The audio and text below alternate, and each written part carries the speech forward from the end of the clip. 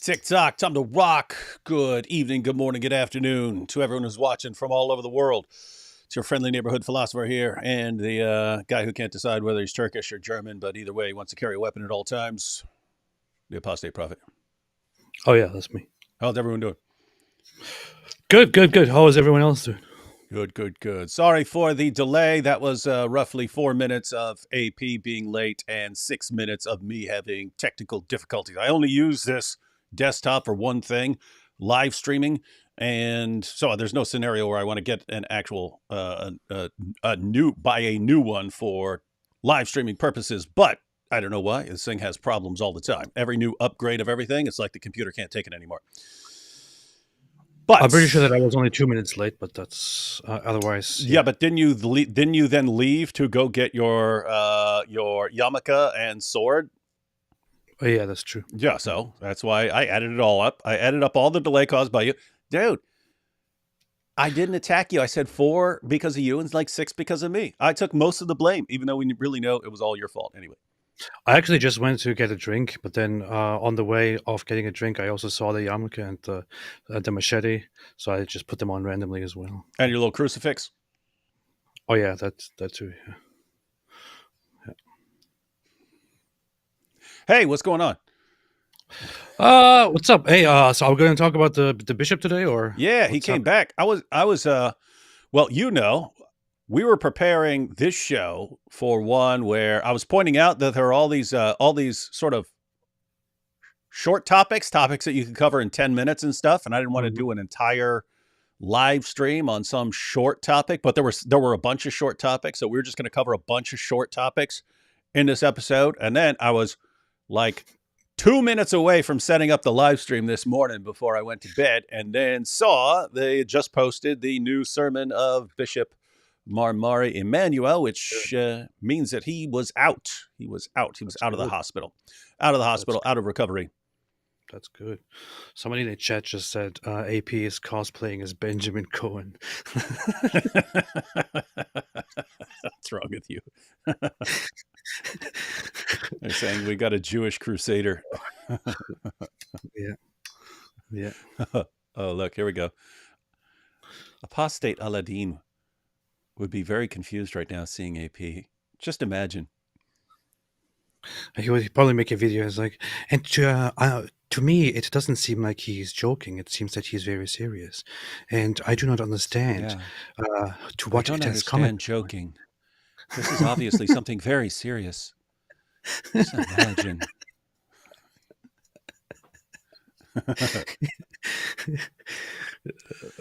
If you get a verse of the Quran on your neck, then you'll be safe. Yeah, that's true. I've actually talked to ISO Elohim, because she designs shirts and stuff. Gonna have her make a shirt that is entirely covered in Quran verses, Arabic, and then right in the middle of the whole thing, checkmate jihadis.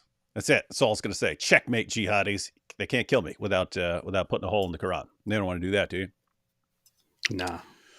All right, so guys, we're going to go through. There's the first sermon back. He came back for Palm Sunday. I guess that's the Assyrian Palm Sunday. But he came back for Palm Sunday. He preached in Arabic, Assyrian, and English, and kind of went back and forth. So I cut out the clips where he's speaking English. So those of you who speak Arabic or Assyrian, you can actually go. And there's a link in the description box to the full sermon if you want to catch some of the other versions.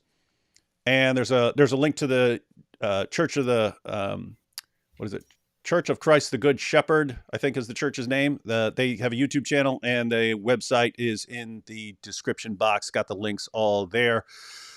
Remind everyone once again, everyone should be sharing. So even if you disagree with Bishop Mar Mari Emmanuel on various things and stuff like that, guys, they tried to take him out for a reason. They tried to take him out, and it needs to be a massive loss forever for Islam. You do not want some 16-year-old walking into wherever he's going. I don't know if they try 16-year-olds as adults or whatever in Australia, or if you go to like a kids prison or something like that. I don't know where you go. But you do not want this guy walking in like a hero and then other young people getting the idea, this is how I could become a hero too. This is the way I could become cool. You want them to be a laughing stock as far as like, look at what you giant moron. It backfired. It backfired on you. It just backfired. It just backfired on you. That's how you want it to be. You do not want it to be celebrated. You do not want him to be a hero at all. So you want this to be a massive loss for the jihadis. Mm-hmm. Got that? And that's why you got to, again, whether you have differences of whether your church has different views on something or something like that, this is the time to make sure that Islam has a big loss. And I would love to, now that Bishop Mar Mari is speaking and preaching again, good time, wonderful time, amazing time to get him on some podcast. Yeah, I'm talking to you, Jordan Peterson. Yeah, I'm talking to you, Joe Rogan. You guys should all have this guy on to talk about his experiences. Joe Rogan, Jordan Peterson, we're talking to you. This is the perfect time to invite Bishop Mar Mari Emmanuel on your show and have him explain what happened, how he feels about it, what the response to it is, what the cause of this is, and all of that. This is the perfect time. It would be the perfect move for you guys. It would be the perfect move. A very clever move. Yes. You heard it here, folks. You heard it here. Yep. You heard it from AP. I'm watching you. Oh, we'll be watching. Yeah. All right, so we're going to go ahead and broke it up into a couple sections because, again, he kind of goes back and forth between languages. So we're going to watch a little intro and then his message to his attacker and so on. And then after that, he started speaking in a different language. And so then we'll get to the final message. It's very interesting. So this is his Palm Sunday sermon, but apparently he takes free speech very seriously because the last whole section was him talking to the Australian government. Oh, trying to convince them not to start blocking stuff over him. Ooh. Interesting stuff. All right, let's take a couple of super chats real quick, and then we'll jump into the video. What? It's like this. Joe Rogan, Jordan Peterson. This is the final warning.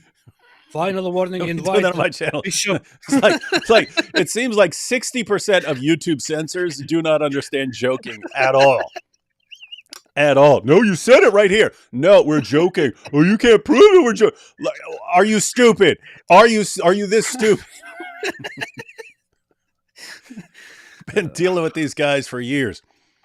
Yes. Oh boy. Yeah. Very, very weird stuff. Imagine hiring people who all have the ability to detect sarcasm and joking, the same ability as apostate Aladdin. And that's who you hire for your trust and safety team, right? Oh no, imagine someone looking at this. Oh my goodness. Oh, imagine if Joe Rogan came on here now. Imagine how terrified he would be. This Turkish-German guy. Just think about his feelings. With a sword and a yarmulke and a crucifix. He'd be terrified. He would be forever traumatized. And whenever he encounters a Jewish person or a Christian person or a Turkish person or a machete from now on, he will be traumatized and be scared. How can he possibly accept this? Yeah. A couple super chats, then we're going to jump into the video. The Mahdi will come before David and Ridvan will start live on time. Yeah, don't worry, one day I'll go live by myself and I'll be perfectly on time. Yes. Although I can't say that now because my computer can't find video clips anymore. I can't search for anything on this computer anymore. I may be able to troubleshoot that. It may just be a matter of like figuring something out. I don't know. You might just want to take a basic computer user course and you could get that problem solved. I think I did that like back in the 90s, man. Oh. Computers were new back then. That was back in the day. Hey, that was so long ago. I took a typing class in high school, and it was actually on typewriters. I don't even know if you guys know what typewriters are anymore, all you young bucks. Wow. Why do people in debates keep saying you can't prove a negative? We do it all the time in math. See Cantor's diagonal argument or Euclid's theorem. Maybe not in math. Normally, when you're talking about can't can't prove a negative. That's like if you say something doesn't exist, like how would you be able to prove that something, you can do that with like contradictions or something like that. But if I say there are no polka dotted geese or something like that, even if you search the entire world, that would not prove that there are no polka dotted geese. It could be like some on some other planet or something like that. So anyway. But it's not like it's not a firm rule that it is impossible to prove a negative, right? It's just generally it is you can't prove a negative. It's really tricky to figure out how to do something like that. Shlomo Idemir. It's your new nickname. Yes. How to turn the victim narrative of Islam. Yeah. I'd say you just have to one, I would say learn the history. One of the most important things. When I read Robert Spencer's History of Jihad, I had studied jihad during the time of Muhammad and a little after the time of the rightly guided caliphs, and then a couple incidents along the way, and then modern stuff like stuff in the 20th and 21st centuries. When you read Spencer's book, The History of Jihad, you find it's been relentless. And we just don't talk about it. We don't talk about the stuff that happened from after the time of Muhammad up until the 20th century. It's been relentless. The only time jihad stopped is when someone stopped it. And then, of course, we're victims here. We're victims. We got stopped from subjugating the entire world. But so one, I would say learn the history and then share it. Keep in mind, guys, we're a group. We're a big community. You do not have to learn everything. You can learn one very important thing and share that everywhere. You can learn one very important fact. You can learn one very important Quran verse or Hadith or something like that and just keep sharing that. In fact, I mean, just imagine if 1,000 people all learned one really powerful Hadith and shared it everywhere. Right? So you don't have to know everything, but learn something and you just have to keep sharing it. And the other thing is follow sites like thereligionofpeace.com or Jihad Watch and share that information because people don't understand what's going on now in the world. Like you could have daily news just from Nigeria about terrorist attacks. We don't hear about them. People don't report them, and people think they don't happen. But you have tons and tons and tons of journalists who just don't report facts about jihad, and that's why it falls to us to do. But the more it becomes ingrained in people's thinking that this is relentless. It's been relentless for 14 centuries, and it's relentless now. The only places they aren't attacking are places where they can't because they know they'll lose, and even then they'll attack sometimes. But need to get that across to people, and then they'll see that this is not they're not the victims in all this.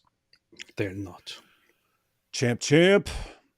I saw a video of the bishop teaching to pray for a saint to intercede for you to Jesus when you sin. I think biblically make a video on it. No, I would see. I've said this before, but so I don't talk to saints or ask saints to intercede for me and so on. So I would be in kind of the Protestant camp on that, but I'm not like hardcore in the Protestant camp on that, meaning I understand the idea. So for me, it sounds weird to be saying when I could just be talking to God, I could be talking to a saint saying, hey, could you, since you're especially good with God, could you ask God to do this or could you do this, right? And people that there's something that sounds weird about that. Why? What are you doing talking to that person instead of to God? But I kind of get it, right? Because I could talk to my friend and say, "Hey, pray for me." Well, why am I talking to my friend saying, "Hey, pray for me," when I could be talking to God? But we do. That's even biblical. Paul said, "Hey, pray for us," and so on. So you can ask other people to pray for you and so on. So I kind of get the idea. I'm a little confused as to how it works. I asked a Catholic priest about this once, and he said that he believes that when you speak, let's say to Mary or something like that, because I was like, well, does that mean Mary can hear? Is Mary can hear everything? So does she have like divine attributes? He said, no. He believes that when you speak to Mary, God communicates your message to Mary, and then she can talk to God for you or something like that. Anyway, it sounds sounds a little off to me, but at the same time, I'm not massive. Like, I get it. I get how you can ask someone else to pray. So the point is, Atomic Tree, that's not something I will be raising criticisms about. I would let people who have a stronger position either for it or against it to respond to that kind of stuff. I think it's based. I think I'm based. Solitary Emmy says, people should help a bit if you can use the better equipment to serve our Lord Jesus Christ. I feel you are at the helm of this army, serving God, and need all the support. Yeah, again, Solitary, it's not like, even if I had a pile of cash right here, I probably wouldn't spend it on a new desktop because I only use it just during live streams. Although I don't know. Maybe I just need to do it. Maybe I need to do it so that I have something that's solid and reliable for the future. I don't know. I'll figure it out. I'll probably try and troubleshoot everything. As long as it works for live streams, that's all I need to do. When I'm like editing videos and stuff, I have a massively tricked out laptop. This thing is top notch, maxed out in every way, super fast and so on. Because you need that for editing. You don't need it for live streaming all the time. Unless you're running like a bunch of programs and your stuff starts shutting down. AP, show us your shin.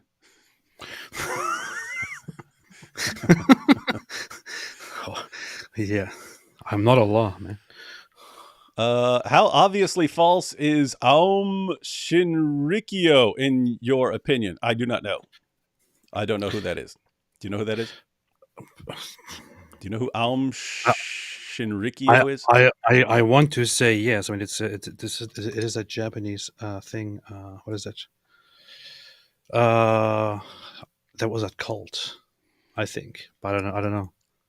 That's a very weird question. It was a cult. I think it was a cult movement that was very notorious. I have no idea how obviously false it is, Bulldozer.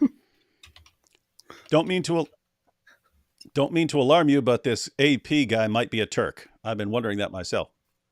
Yeah, this is a cult that at some point tried to commit a terrorist attack of releasing poisonous gases into into a subway in Tokyo. That's funny. Wow, creepy. David Wilkerson had a book titled The Cross and the Switchblade. AP's book will be titled The Machete and the Rosary. Good title. Yes. If AP can keep a straight face reading Riyadh al-Salihin 747, then I will send another super chat. Camel P, warm jizya, Muhammad's spit, and testicle sweat. Salihin 747. I will look it up now. Let's see what it is. Reported in Al-Bukhari and Muslim. Ibn Abbas reported the Messenger of Allah sallallahu alaihi wasallam as saying, when one of you finishes eating, he should not wipe his fingers until he has licked them himself or has given them to someone else to lick for him. He did it. So you've been waiting for that super chat there. That is one of the grossest things. That was on my list of the top 5 grossest things. It's not just the idea of licking your fingers. That's it's pretty normal. But I don't feel like licking them. Okay, we'll have someone else lick your fingers for you. We actually reenacted that in Islamicize Me. And we did a little fake camera work there, meaning that Vocab, we're sitting there eating fried chicken, and Vocab sticks his finger over in front of my mouth to suck on it. And we paused it and switched camera angles. But when we paused it, I put my hand in front of my own face and put the thing is put the sleeve of what he was wearing over mine, so it looked like it was his finger and not mine. But then when I had to suck my own finger, just the thought of sucking on someone else's finger was making me actually gag during the video recording. So the idea that this was normal for Muhammad and his followers, hey, who wants to lick my fingers? Come over here. Plus, Muhammad, what a creep he is. He's training people, right? He's like, oh, come over, and whatever I put in front of you, just anyway. Muhammad is like, okay, we are done eating. Everybody knows what time it is. It's finger licking time. Come on, who wants to suck on my fingers? Oop, I got some food on my toes. I ate with my toes this time. Who's gonna suck on my toes? What a creepo, man. I don't think it's that disgusting. Or this is actually one of the reasons why I want to convert back to Islam. Yeah, suck on other people's toes. Yeah. Hey, David, have you ever checked out James Torr on Origin of Life? He makes great videos of how impossible life is without intelligence. Yeah, no, yeah, I know James Torr. James was friends with Nabil. In fact, he saw Nabil closer to the time he died than I did. Like I went down there and stuff, but James was there, like right up until Nabil died there. So, yeah, I know James. Good stuff. Good stuff. He's also the nemesis of AP's hero. Who is that? That Dave, that science Dave guy, whatever his name is, the guy who flips out on you for anything you say and starts cursing at you because he's an atheist. why are all atheists like that? Oh, man. White Lily says, my favorite Bibel thank you for the protection of the children from the Allahu Akbar boom boom Bibel. Okay, White Lily. Oh, people, yeah. people. They don't have a B. I mean, they don't have a P. I know even the coldest of hearts, David Wood, felt something when Bishop Mar Mari got a standing ovation from his congregation. Another big L for Islam. Yeah, we're about to watch that. So a couple more seconds, we're going to be watching that. It's pretty dope. Pretty dope. What I'd like to know, if anyone knows, if anyone is from that church or anything, if anyone knows, if people knew that he was going to be there, because I don't know. I don't know if he just like showed up and they were just like, it's him, or if they announced it ahead of time. Hey, Bishop Mar Mari's going to be back. Hey, David, did Old Dominion's campus ever get wild like that? Do you both recommend debate or dialogue on campus with people? I mean, back when I was in college, like wild, like what? You mean like the stuff that's going on right now on other campuses? No, never saw anything like that. That's pretty new. Do you recommend debate and dialogue on campus with people? Yeah, sure. It's a good place. No.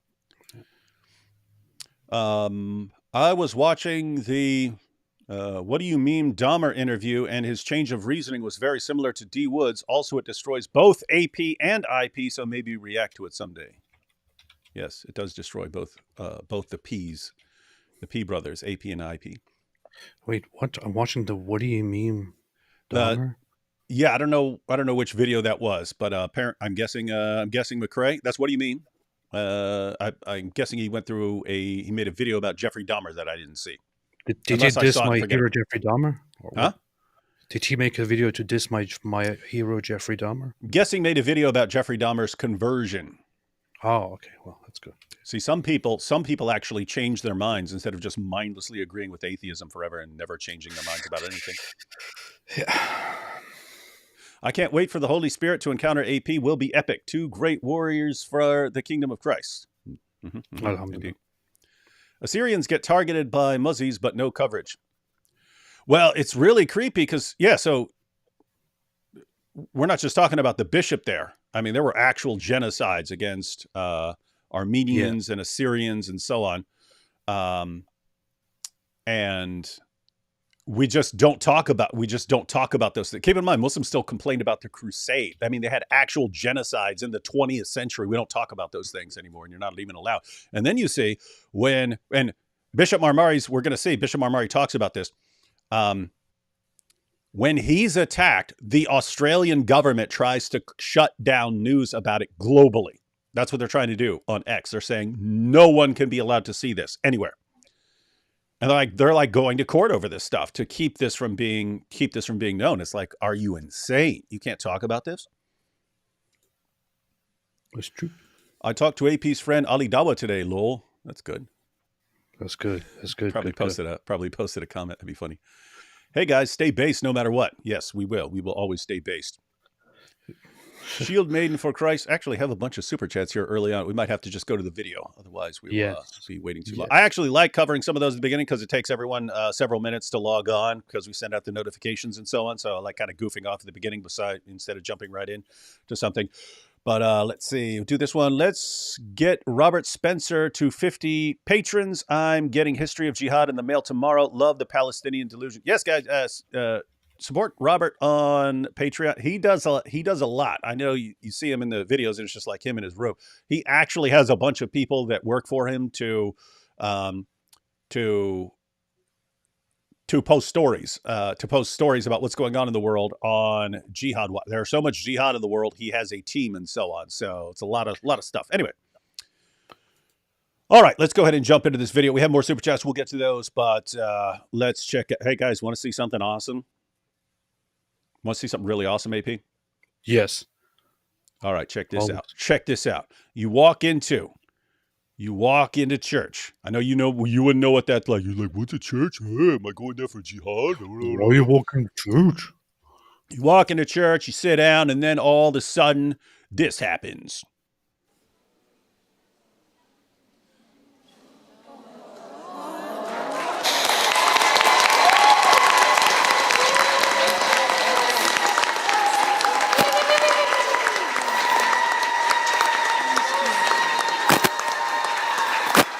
Got his eye patch on like Odin now.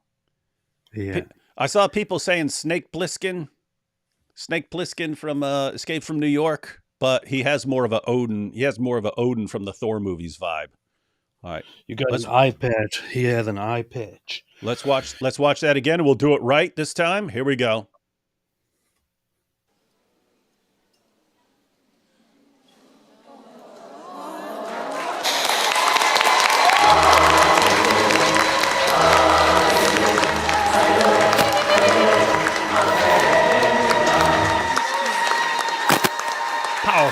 Powerful.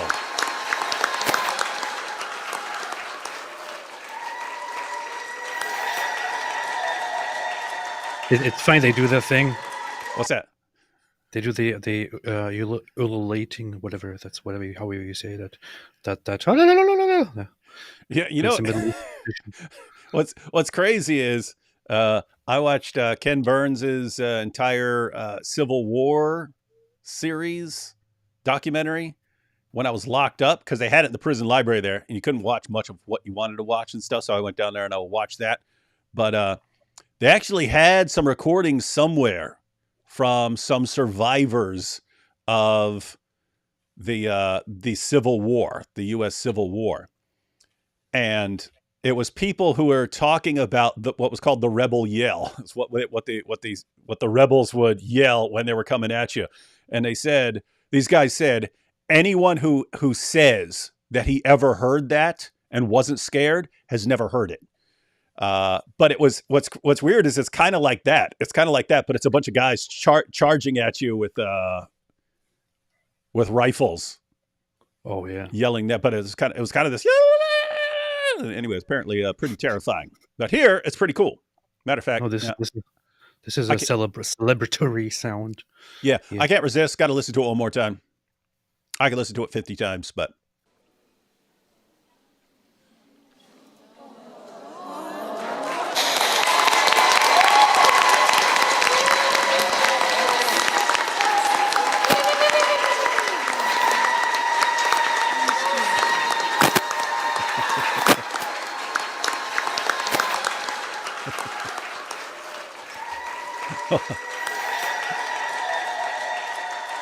Hold up. We have breaking news.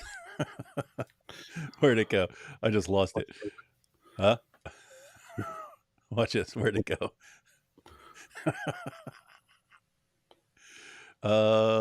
There we go. We have breaking news from the Ayatollah Khomeini. I hate that stupid yodel. Yeah.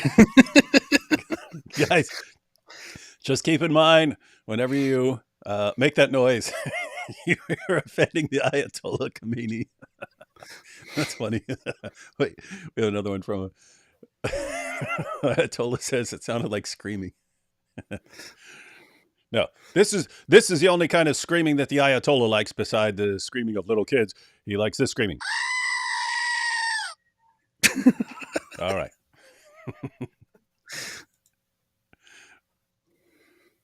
Wait, what is it? I'm sorry. I wasn't paying attention to the chat. Rain here says, convert to Islam, brothers. Accept that Muhammad, peace be upon him, is Allah's messenger, and pray 5 times a day, just like Jesus. Oh, Jesus prayed 5 times a day? Whoa! Yeah, chapter and verse. I'm assuming he's joking, but he's probably not. Chapter and verse, sport. All right, let's get back to something that actually is relevant. Here we go. Bishop Mar Mari.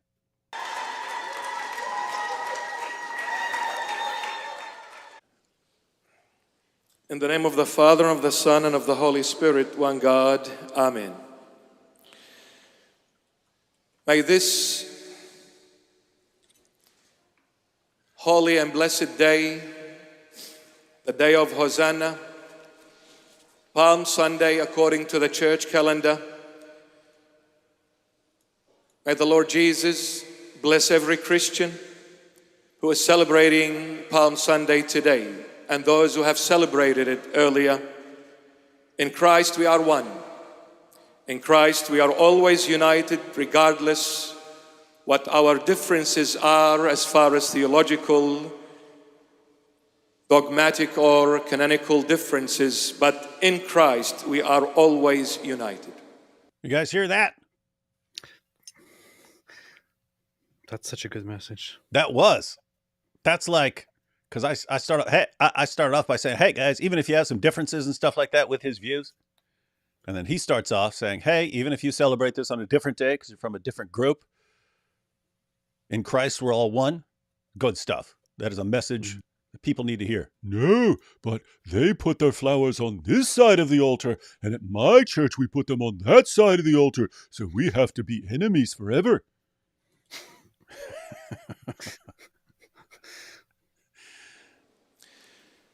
May the Lord Jesus, who entered Jerusalem on this holy Sunday of Palm Sunday, who entered Jerusalem triumphantly, sitting on that mule to show a sign of victory, that he came to crush evil, to crush condemnation, to crush Satan, and to crush death once and for all. He who has Christ has life, and life eternal. And we thank the Lord. I wonder if Muhammad on the Buraq, the flying donkey monster, is like they had the myths about the Buraq, that flying thing. But I wonder, but Muhammad flying to Jerusalem on this thing, I wonder if that's somehow connected to Jesus riding into Jerusalem on a donkey. I wonder that. It could very well be. There is also a different theory that it might be taken from non-Abrahamic Zoroastrian sources. So yeah, I'm thinking it's like a combination, because everything in Islam is like some jumble of stuff that came before. Jesus, for whatever circumstances we go through, whatever situations we may go through, love never fails. The Lord Jesus is love, and He's always taught us to love one another regardless. 1 Corinthians 13:8, love never fails. So everyone knows, you see lots of video clips of him titled that. So I think that may be, I haven't seen a ton of clips of him. I've seen probably 6 or 7. He loves to go to 1 Corinthians 13 with love never fails. This is our Christian faith. But above all, this is our Christ, who is all love and always taught to love one another. Because God is love, and the Lord Jesus, He is God revealed in the flesh, period. He taught us to love everyone without any differentiation. Just so everyone knows, one of the things that I cut out here, because he's about to speak to his attacker. One of the things I cut out, the longest section of this first English section was him thanking people who had sent him messages, sent flowers to the hospital, sent flowers to the church, and so on. And it was lots of different people. It was various Christian leaders. There was the leader of a Shia community down there that he thanked for sending him nice message and so on, and various political leaders and so on. But yeah, so the church has been getting lots of love and support from a variety of sources. But if you want to see that, if you want to see the various groups that he thanked, you can. The link is in the description box to go to the full message. This will never change. For as long as Christ lives in our hearts, this will never change. I've said it before and I'll say it again. This young man who did this act almost 2 weeks ago, I say to you, my dear, you are my son. And you will always be my son. I will always pray for you. I'll always wish you nothing but the best. I pray that my Lord and Savior, Jesus Christ of Nazareth, to enlighten your heart, enlighten your soul, your entire being, to realize, my dear, there is only one God who art in heaven, the creator of all mankind and everything else that is visible and invisible. And I say with absolute love, confidence, and humility, that God is Jesus Christ of Nazareth.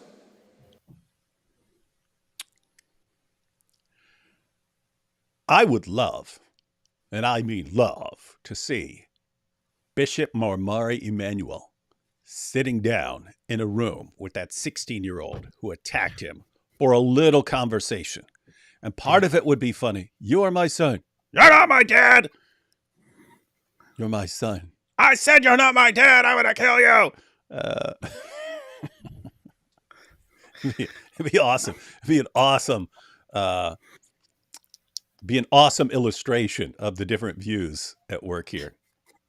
I would actually expect. I mean, I could expect in such a case, in such a meeting, the attacker, no matter how messed up he is, to maybe calm down and soften a little bit, just by the impact that the bishop would have. Because I do maintain one speculation, which is, I mean, you listen to the bishop here, and it just sounds so compassionate and forgiving and heartwarming, human, so wholesome, and the guy probably never ever even received such love and understanding and compassion from anybody in his life. I don't know. Maybe this could even change that kid. Those things do happen. I speak from guys. I speak from experience here. People can have pretty radically different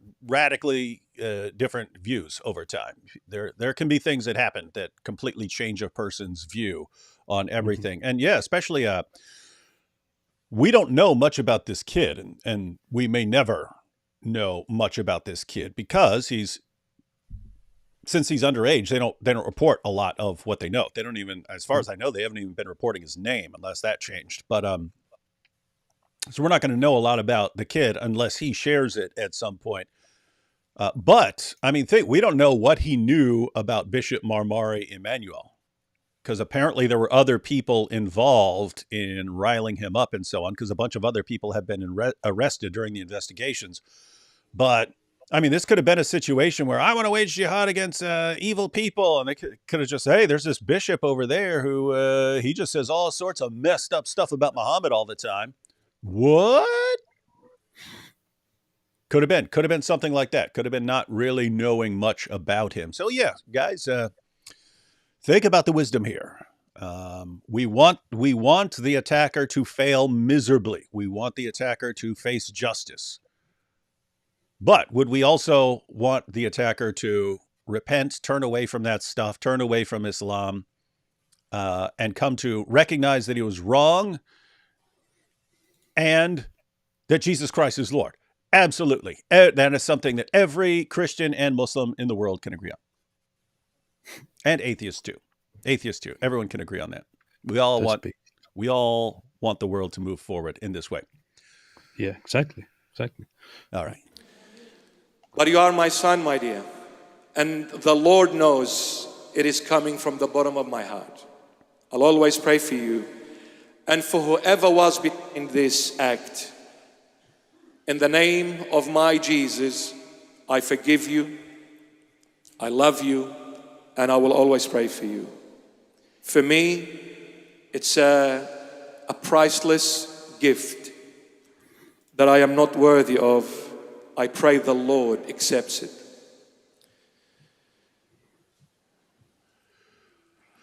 All right, so that's the first clip of 2. The second one I think is a bit longer. That's where he's talking about freedom of speech. Before we head out, I just wanted to see just one more time. Got to see it.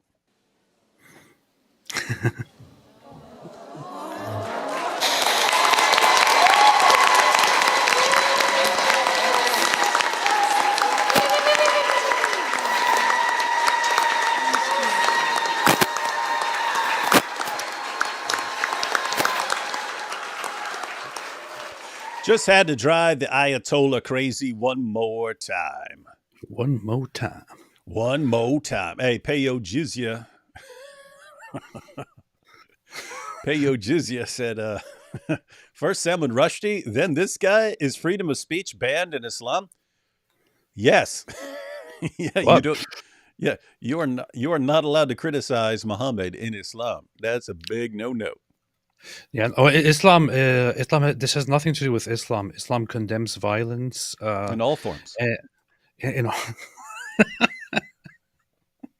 I can't even say that with a straight face. Yeah, definitely. So this is Islam. This is literally Islam. Yes, indeed.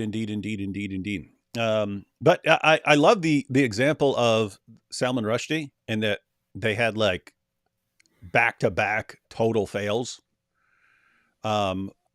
With the guy who attacked Salman Rushdie on stage. I mean, one, Salman Rushdie's like 1,000 years old. And this guy, they were the audience was way slower to interact because it's a bunch of old white people. Yeah. And I think it was like 37 seconds or something like that. People could time it, but I think it was like 37 seconds. This guy stabbing Salman Rushdie. Yeah. And fails. Salman Rushdie's back. Same thing. He's got an eye patch. He's got an eye patch. And now I have to say, it looks even cooler. But Salman Rushdie then, of course, came out with a book about the entire ordeal. Imagine you're some young jihadi. You have 37 or whatever it is seconds of stabbing a 1,000-year-old guy, and then he comes back. At what point do you realize Allah is just not on your side? You have almost 2 billion people in the world, many of whom really, really, really hate Israel, and you're completely powerless to do anything except whine all day on college campuses and sleep in tents and dance. And dance. Pretty stupid. Your dance moves are good. Allah's with your dance moves. Allah's going to see your dance moves and be like, oh, well, they're dancing now. Now I'll go ahead and squish Israel. Yeah, this entire time I was a little bit undecided, but that dance right there, that's changing my mind. So Allah will interfere and change the situation down there right now. Guess what, guys? Guess what, you student dancers on college campuses? If it comes down to dancing to impress the Almighty, you're not going to beat the Jews. You're not going to beat them. They got you beat. They got you beat on the singing, the dancing. They got you beat on all that stuff. So give that one up. You're not impressing Allah that way. But then you have that, and then you have young jihadi with apparently the support of some various other young people in his community, attempts to murder Bishop Mar Mari Emmanuel for criticizing. You see how this, he was on the PBD podcast insulting Muhammad. He said Muhammad's not in heaven. He visited heaven. Muhammad's not there. What are you going to do? Oh, I'll kill him. Total fail. And then Bishop Mar Mari Emmanuel gets way more famous, and now he's going to be on everyone's shows. We don't know that. He may chill, but I'm predicting a bunch of people are going to want to talk to this guy. And if they don't invite him, then shame on them. Then shame on them. They're losers. You heard it here, folks. Anyone who does not invite Bishop Mar Mari Emmanuel on their show to expose Islam and promote the Lord Jesus Christ, you heard it here from David Wood and the apostate prophet. You are a loser if you don't invite him on. Invite him on. This is what you'll face. This is what you're going to face. Oh, yes. So yeah, this is anyway. This is awesome. These are awesome times. These are awesome times. You had so many over the years. There's so many. I mean, they're evil, But for what they were trying to do, they were successful in terms of like slaughtering tons of people to scare people and so on. And they were successful for a long time. They had a long run of successful terrorist attacks. And now everything they try is failing. And it's cool. It's good. We want to see more jihadis fail to get to the point where other jihadis say, this is not going to work. God is not blessing this stuff. Let's try something else. Maybe thinking for a change. What? Why would anyone do that? It's boring. Instead of learning to build bombs, learn logic. It's the bomb. What? I heard Islam described as a Christian heresy. I agree. And I even consider some Protestant denominations / movements heretical, like prosperity gospel. Yeah, most people think prosperity gospel is either heretical or something close to heretical. It's kind of funny how nobody likes the prosperity gospel. Yeah. Make Jesus your choice, you'll get a Rolls Royce. And if you don't get your Rolls Royce, you don't have the faith. Like Mari, we will make you return every time. Yeah. Guess who's... Oh, man, that's a Goat Hub reference. Heck. I was about to cheer for this post, and then it's from Goat Hub, and it had a completely different meaning from what I thought when I first read it. Any book recommendations on first century Christianity, D. Wood or AP? Yeah, the Bible, New Testament. Your best record of first century Christianity. You do have various books on the history of Christianity and so on. But there are people. If you wanted to pick one, there would be people who could give a better recommendation on that than I could.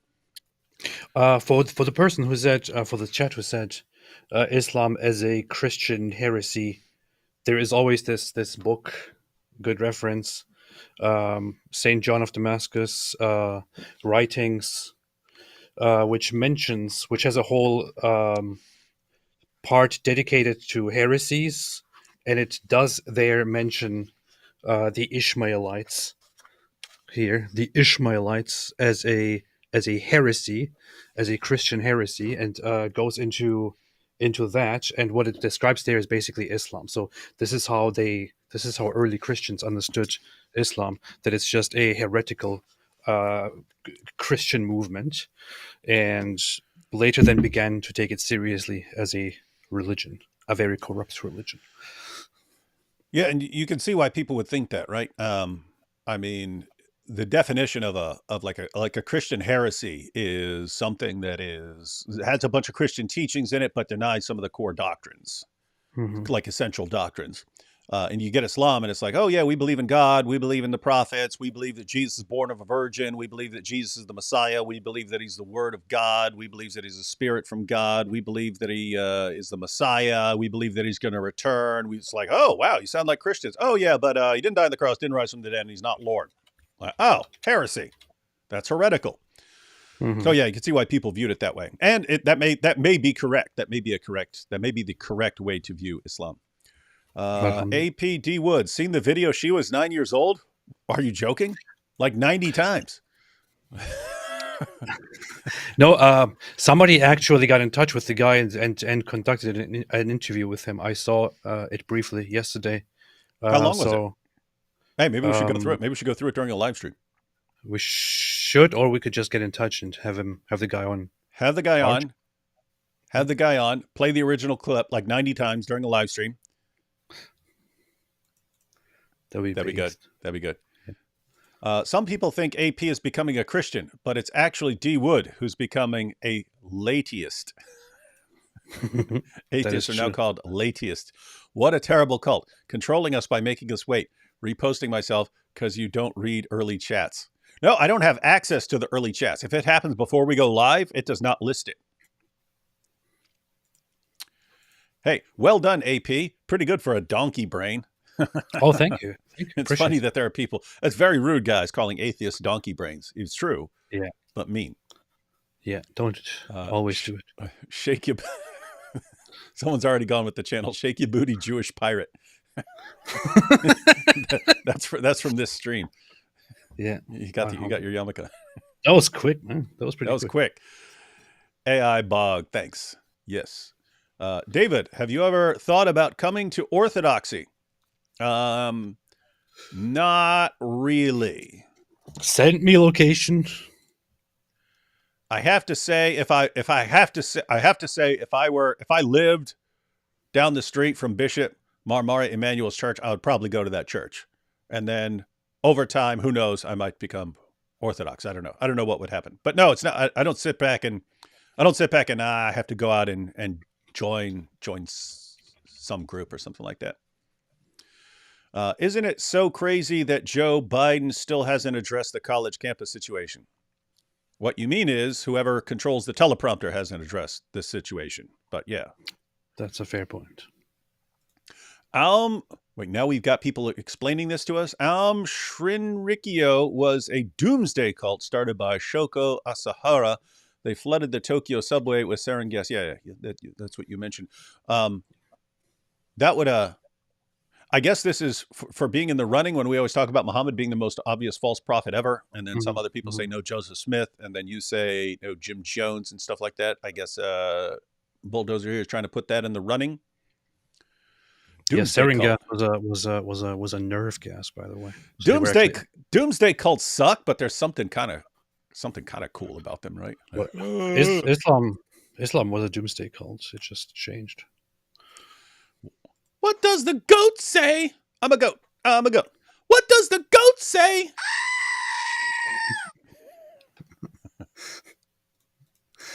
I'm a goat. I'm a goat. Buff IP. That's still correct. Got IP with Schwarzenegger's body. When Allah extends his leg to show his calf, will he be wearing shoes or will his toes be exposed? Does Allah trim his toenails and do his feet smell? These are good questions. I actually think, like I've always thought that I haven't done enough with the shin, because Muslims are supposed to recognize Allah by his shin on the. That's how they're going to recognize him. He's going to keep changing forms. Then when they see his shin, they're going to go, "Oh, wait a minute, that's Allah." Oh, which means it must be in your mind somewhat what his shin looks like. And so we should be asking our Muslims, do you know what Allah's shin looks like? If you don't, you're all kinds of screwed on Judgment Day. You're not going to be able to recognize Allah. Not going to recognize him. Yeah, that's messed up. They'll be like, well, this is more sexually arousing than everything I have ever seen. This must be Allah. So, we might need to do like a little fashion show where various guys and maybe ladies pull up their dress. Like some of them have like painted toenails and stuff like that, and some of them have 2 feet sticking off the end of one leg, and then because some Muslims believe you can't go beyond what you actually have from Allah and Muhammad, and so some people think, well, only one shin is mentioned, but 2 feet are mentioned in some of the things. So I got this mermaid situation going where it looks like a mermaid because you got these things sticking out at the end of one leg. Anyway, it's weird stuff. Yeah, so the point is, guys, we should be pushing the Salafi Athari view that because they do, and that's what's just popular in Islam, that Allah has these actual body parts, because it changes the perspective of why the incarnation is so absurd to Muslims, right? If you have this idea that God is this eternal spirit being, you think, oh, okay, how's he going to enter into humanity? It's like, humanity's not exalted enough for him. But if you're a diehard Salafi and say, why can't Allah become incarnate? It's like, he's already got a body. How's his body going to go in some other body? It doesn't make any sense, right? So it changes why they have such a problem with the incarnation.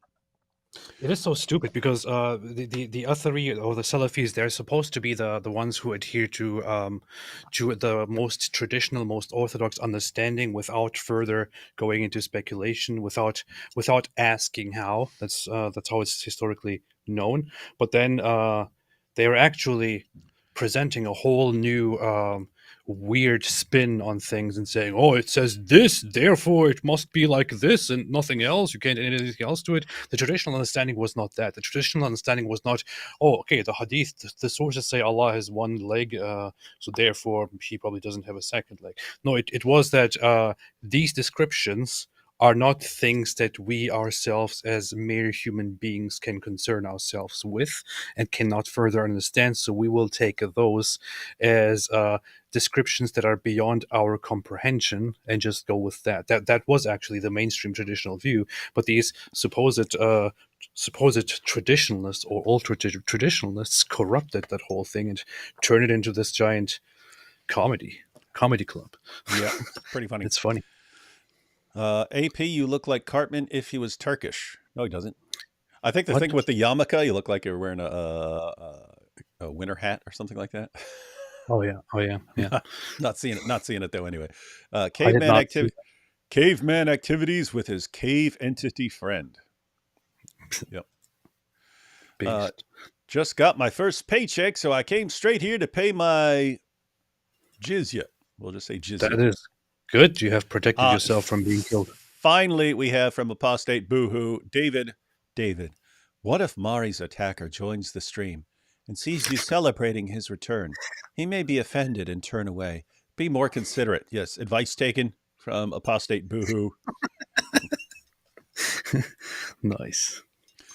Christian Caliph says, peace to you. I have been greeted with a task from Allah to be the successor to the true Muhammad. Peace and blessings of the Trinitarian Allah be upon him. Any tips on how to get started?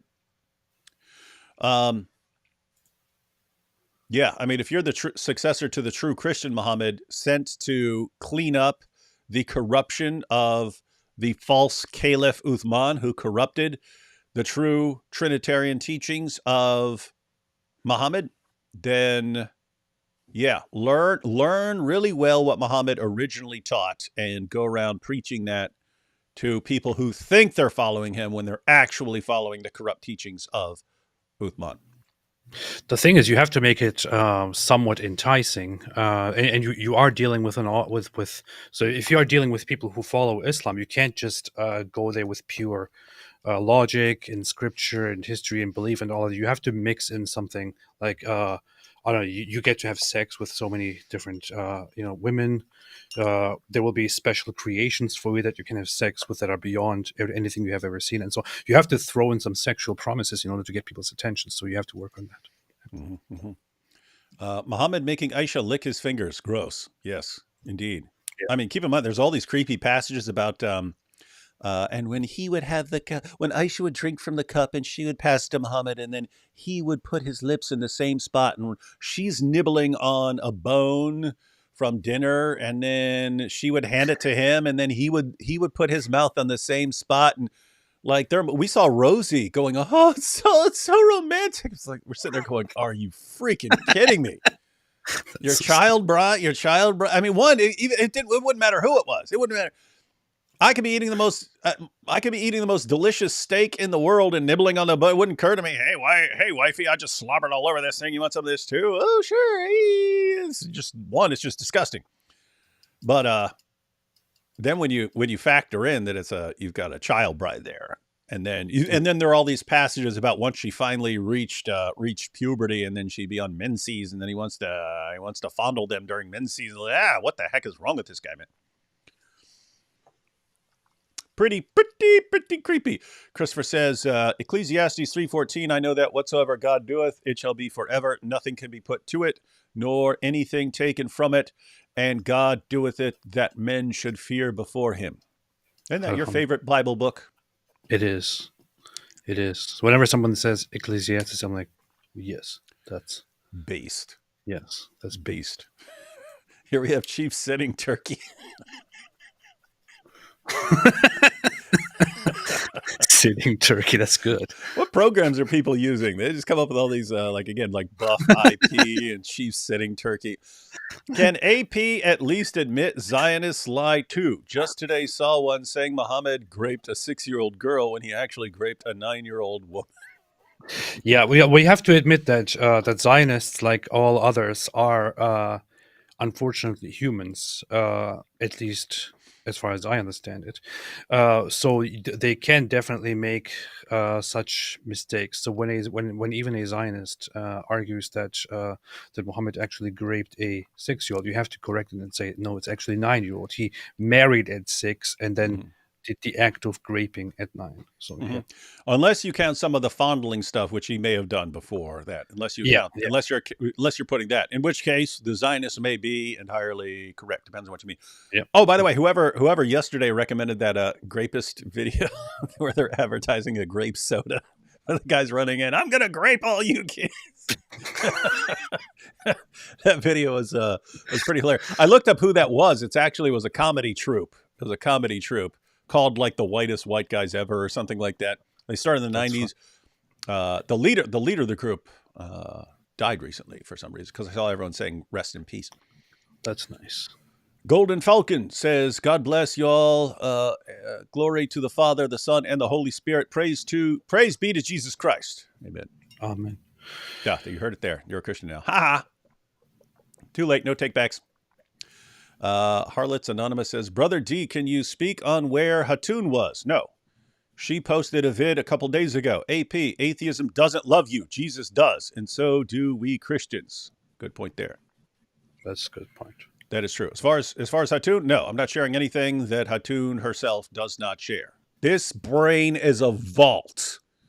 I am known for being able to store information and not share it no matter how I am tortured. That is true. That is true. I can confirm. I shared the sickest, most messed up things with David. The most evil things you've ever imagined. Yeah. Things you wouldn't think are possible for a human being. Yeah. Things that no human can even bear hearing, and yet he has kept everything secret. So pretty good. It's peace upon them. Muhammad identified as they, them. By the way, did you see she was a 9-year-old guy had an interview this morning? Oh, that was this morning? I'm going to check that out. Yeah, as soon as we're done, I'm going to go look for that. That'd be cool. Yes. Who gave Ibn Kathir the right to speak for Allah? Well, Allah was, even though he spends the entire Quran bragging about how clear he is. Excuse me. Who is Allah in comparison to Ibn Kathir? Yeah. Well, it's a problem. You've got, it's not just Ibn Kathir. Any random Muslim you find on the street thinks he speaks for Allah. Allah can say, don't be friends with Jews and Christians. And they'll be like, no, what he really means is, it's just a sad reality that even though Allah spends the entire Quran bragging about how clear he is, any random Muslim can speak way more clearly and knows what he really means. Yes.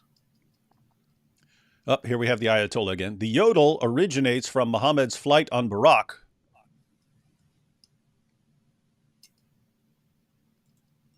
There are multiple things that FTW means. FTW. What does it mean here? I still haven't figured it out. Most recently, it has meant for the win. I couldn't figure it out because I saw people posting David Wood FTW after certain videos and stuff. And I'd be like, what the heck is this? Because when I was growing up, FTW meant F the world. It meant F the world. And so I thought they were posting David F the world, right? But then I found out it means more recently for the win. But here, flight on Buraq for the win Jerusalem doesn't make any sense. So it must mean something else. He got nauseated. Yeah, when I see an F somewhere, I take it immediately as an insult. So some people say APFTW, and I'm like, what? UFTW? So no, you. Yeah. The yodel originates from Muhammad's flight on Buraq, Jerusalem. He got nauseated and went.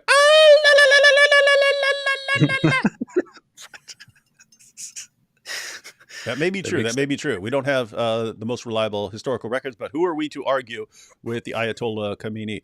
Great. Now they are going to say he's the Dajjal, but oh, yeah.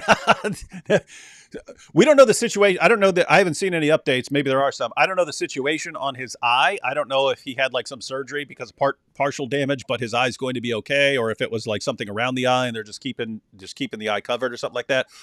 But this has been a while, so if he's still got a patch over his eye, if I had to guess, I'd be like 70-30, thinking maybe his eye is gone.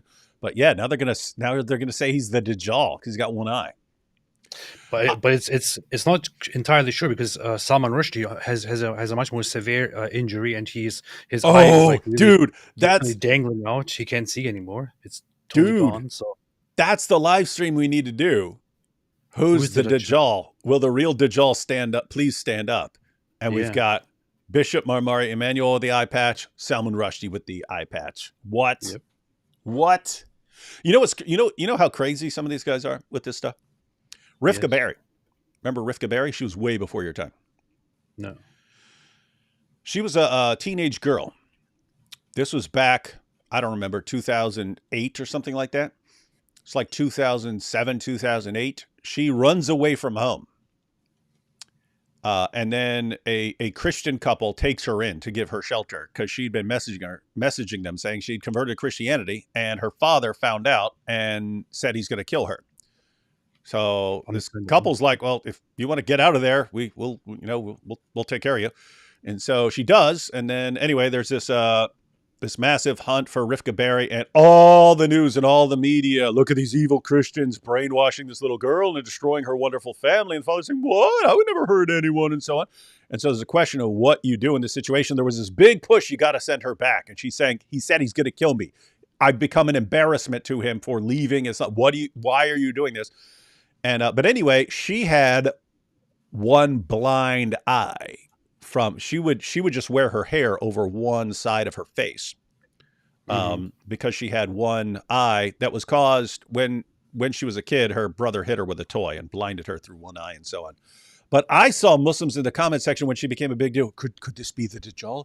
Could this be the Dajjal? They were dead serious. Could this be the Dajjal? Think of this teenage girl is the Dajjal? Oh my goodness. Anyway. I had people call me the Dajjal as well, or a Dajjal. There's also the whole view that there are multiple small Dajjals, and then there's the big Dajjal. Yeah. And in fact, Sajid Lippman once referred to me as a Dajjal. So that's pretty good. Yeah. You got to go with what Sajid says. I feel ashamed of myself. I was attacked by drunks, but couldn't forgive till today. Hey, that's good, though. It sounds like, hey, Bishop Mar Mari can forgive that guy, so I can forgive those drunks who attack me. Yeah, that's a good example. Is it possible to get your email address? Yes, go to answeringislam.net, look up the individual authors. You can get my email address right there. Brian's Muti got Israeli flag, and I think that's an infinity sign. Barack Obama gave a speech in Cairo University in 2008, pandering to Muslims, claiming that Islam brings tolerance, prosperity, and so on, worth watching. That was one of the most phenomenal speeches of all time, if his theory was correct. The theory, and I actually want to make a video about this because this is something that's really important. Because you have people like Andrew Tate who are saying, "Oh, Christians need to get violent and kill people for their." You can do that, but sometimes people just have to find out the hard way that an idea is wrong. If you don't let them actually try their idea, even though it's disastrous, they still think it's a good idea. And they'll keep pushing it and pushing it and pushing it until they find out. The standard idea back before Obama became president, the standard view on the left, I heard this all day, every day, from people on the left. And this isn't, I'm not saying, oh, right, better. No, I'm saying on this view, this was the position of the left. And the position was that the reason these jihadis are attacking you is because they feel disrespected and insulted by the West. The West has insulted and degraded them. And if you just showed them proper respect and showed them that you want a new start, you're going to start anew, and you actually respect them and their prophet, if you just show them respect, their hearts will melt and all this jihad stuff will stop. Yes. That was the standard view. I almost never hear that anymore. You know why? Yep. Because they actually tried it. They tried it. They said, because when Obama came to power, the whole thing, and people don't even remember this, but it was like, finally, we've got someone who knows how to deal with Islam here. Finally, someone can lead the way and make this global harmony, and everything's going to work out after that.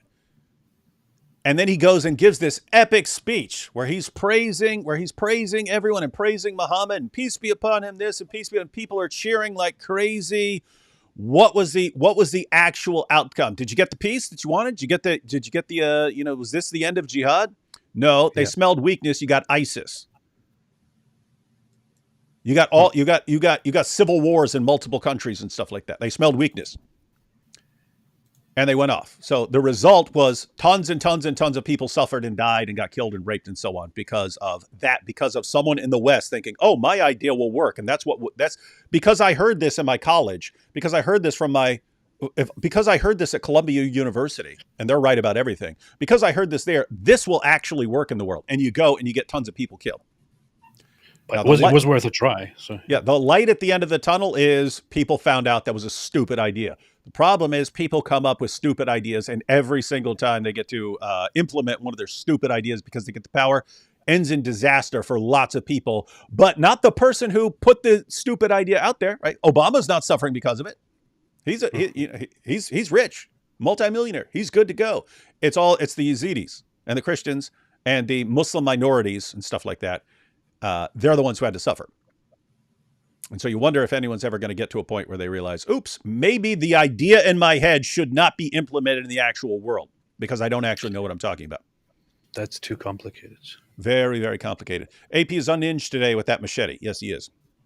Yes. Anakin here. Has Cat Stevens, a.k.a. Yusuf Islam, condemned the October 7th? No, I haven't seen anything, but I guess he would. He changed. He got pretty radical after he started, but then dialed things back.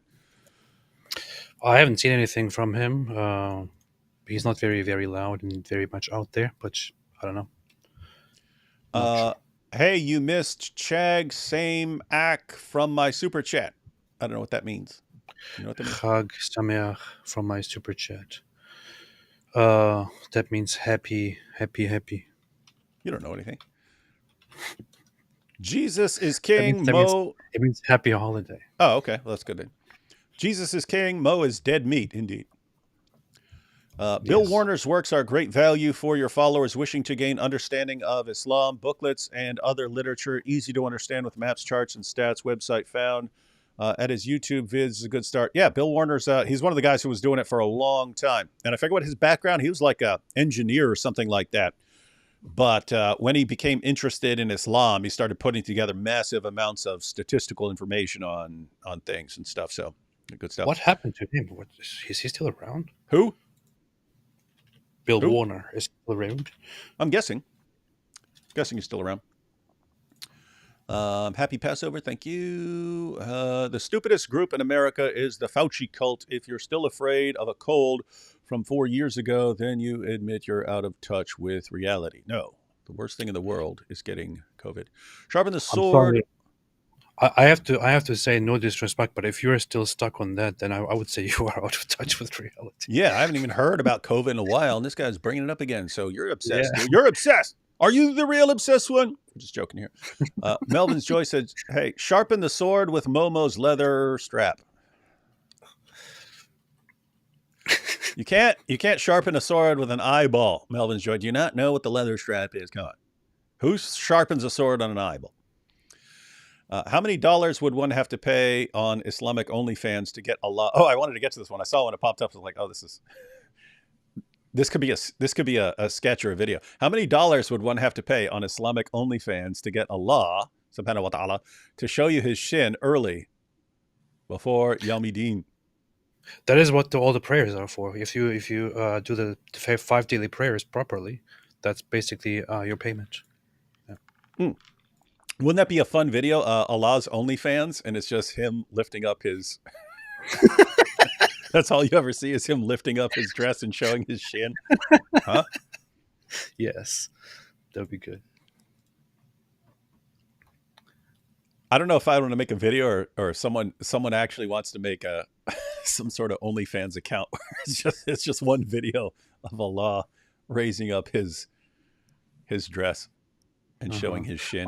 By the way, I just checked Cat Stevens' Twitter account. He didn't say anything on October 7, but on October 10, he implicitly said that he said wrong cannot right a wrong. Rights to life, homes, and identity belong to everybody. Let's keep our hearts open for peace, and so on. So he made this vague, don't do wrong things in response to wrong things message without explicitly condemning it. Mm-hmm. But that's kind of what I would expect from him at this point, right? Not celebrating it, but Love your testimony, D. Wood. I always wished you made a part 2. How did you reconcile with your father? Well, he knew me and he knew I was messed up, so he was glad I changed directions. As far as part 2, I wanted to do a part 2. Once I got out, it didn't work out anymore because at that point Nabil was traveling the world. But I wanted, like, once I walked out of the station. At that point, the original plan in my head was I was going to go through the entire station. I was going to have a mic in my hand talking to the mic. I ended up doing the lapel mic, but I was going to walk through the station the entire time. Subway, come out. I was going to have a handheld microphone, and then once I walked out of there and finished, then I was going to hand the mic to Nabil, and he was going to do his, like, walking through the city and stuff. Could never get it to work out, but then I plugged Guillaume Bignon's testimony at the end. That was a guy who was super smart. He's so smart that he left atheism and became a Christian. Imagine that. Wow. Imagine that. That's pretty unachievable. Imagine someone smart enough to do that. All right, we'll get back to this. I'll get to the next section of the video here in a second. Aisha's goat. Aisha was 5 years old. Arabs describe a girl's age by the age she is growing into, not out of. In Arabic, Aisha was turning 6. In English, Aisha passed 5. Quran 3349. Intercourse was involved. Yeah, not sure about that. I'd have to see some authoritative information on that. The Heavy Heart Show. Y'all be acting like you never seen an eye nursing before. Y'all acting like you never seen an eye nursing before. An eye nursing before. He rhymed eye nursing with white person from Slim Shady. So little hikmah breathes heavily. There is a notable absence of hikmah nowadays. Yeah. Bishop says in the Arabic speech he lost his eye. Oh, okay. Yeah, I was asking about this. Yeah, AP. Someone points out here that he said in the Arabic section, because there's an Arabic section of his presentation, someone here says that in the Arabic section he says he lost his eye. Huh. Gotta check it out. That is interesting. Gotta check it out. That is interesting. Gotta check it out. Opinions on hijab, burqa ban laws. On one hand, I think we should respect individual free choice. On the other hand, many women are intimidated and socially coerced.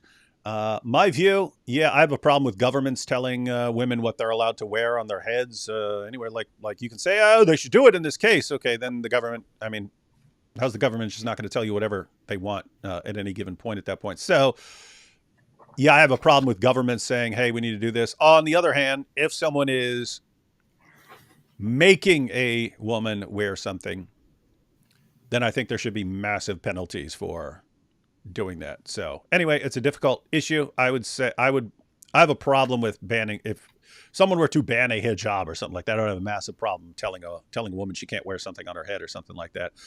But I think that test would fall to the people. Like, just expose Islam and how stupid and ridiculous it is until they get to the point where they realize, oh, I don't have to follow this stuff. I'm still conflicted on whether. So I don't think that there should be a general ban on, on any kind of religious, I don't know, dress code or whatever it is in public. I think that's very problematic. I'm kind of conflicted on whether there should be a ban on wearing something inside certain places like schools or public buildings and all that. I see the point of banning that.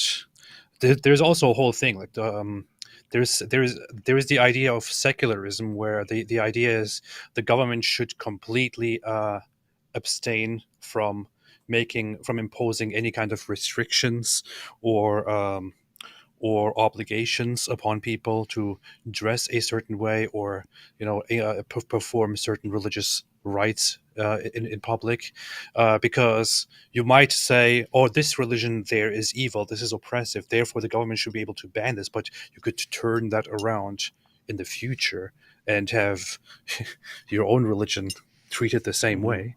But then there's also something like the French secularism, which is directly an active opposition to any kind of any kind of religious practice in public, because the idea is it interferes with the peace. Therefore, all kinds of religious symbols and clothes and all that should be banned, or should be put into the background and all that. But I pretty much agree that the government should just not interfere with how people dress, no matter what religion they belong to, because you might be fine with banning the burqa and banning the niqab and the hijab or whatever it is, but the government could change hands and could change their ideas, and they could start applying those restrictions to your religion as well in different ways that may be beyond what you expect today. Yeah, so in general, you want to limit the government's powers with respect to things they're allowed to do. And you'll always have a group saying, I want the government to do this, and not realizing once you grant the government has the power to do that and the authority to do that, then they might be coming after you next. And so best bet is to not have the government making those kinds of decisions. I'm open to some things, like if you were just talking about a hijab, I would have a serious problem with the government saying someone can't wear a hijab or something like that. I understand the case a bit more. In other words, the case of certain bans, I understand it a bit more with something like the burqa. You do have you can be a total criminal and put a burqa on and people can't see you and so on. And then you have these cases where a woman gets pulled over for speeding or something like this, and the police officer, in order to verify who's on her license and so on, has to say, okay, I need to see your face to make sure this is actually you, and then they flip out and sue and so on. So there is some gray area where I think you can make some call. Like, you definitely need a situation where police can tell you, I need to see your face and stuff like that. Or if you're going into a bank or something like that, I don't know, saying that you can just walk in there in a burqa. It works. It works, by the way. So whenever I go outside to commit a crime, I put a burqa on it. It works. Most of the time, I know. Yeah. So anyway, there are some areas where you'd want to say, okay, maybe in that situation, but yeah, I'd be very careful with saying the governments are allowed to tell people what to wear and stuff. What's more offensive, Allah equals Zionist or Momo equals Zionist? I'm not offended by either one of those. Yeah. Unless you're talking about what other people might be offended by. Allah is a Zionist. Muhammad. So is Muhammad. They're both diehard Zionists. Muslims pray not to be like Christians. True. Yes. They recite Surah Al-Fatiha multiple times per day. And once you understand what it's talking about when it says, make us not like the people who go astray, that's referring to Christians. Yes. Video with a goat in a burqa, slowly lift covering to show the goat's shin. That should get the Dawa guys excited. It sure would. One more, and then we're going to jump into the next section of the video here, which is a message to the Australian government. Joshua Wooden, the month coming up, and I will go to Robert Spencer's Patreon, and we'll finally, hopefully, be able to get a Robert Spencer signed edition of the Critical Quran. Yeah. Yes, you can. That is good. Times are changing. If Robert Spencer was serious about this, and if he had a smart idea of how to advance the business, he would start an OnlyFans instead of doing. That is true. Doing Patreon. That is true. Let's see. I just wanted to show everyone the verse that Bishop Mar Mari Emmanuel keeps quoting, and this is the verse I've seen him quote most frequently. This is the one I've seen him quote most frequently. Is 1 Corinthians 13. I think he quotes 1 Corinthians 13:8. Let's go ahead and check out that verse real quick in context, so everyone knows what he's talking about before we move on to him blasting away at the Aussie government. All right, so here we have, this is 1 Corinthians 13. This is called the love chapter. The Apostle Paul is talking about how essential love is in Christianity and for Christian unity and so on. But he says, it's a short chapter. Matter of fact, I'll just read the whole thing. It's a short chapter. Paul says, if I speak in the tongues of men or of angels, but do not have love. He's talking to Christians, but Muslims, there is a valuable lesson to be learned here. If I speak in the tongues of men or of angels, but do not have love, I am only a resounding gong or a clanging cymbal. if I have the gift of prophecy and can fathom all mysteries and all knowledge, and if I have a faith that can move mountains, but do not have love, I am nothing.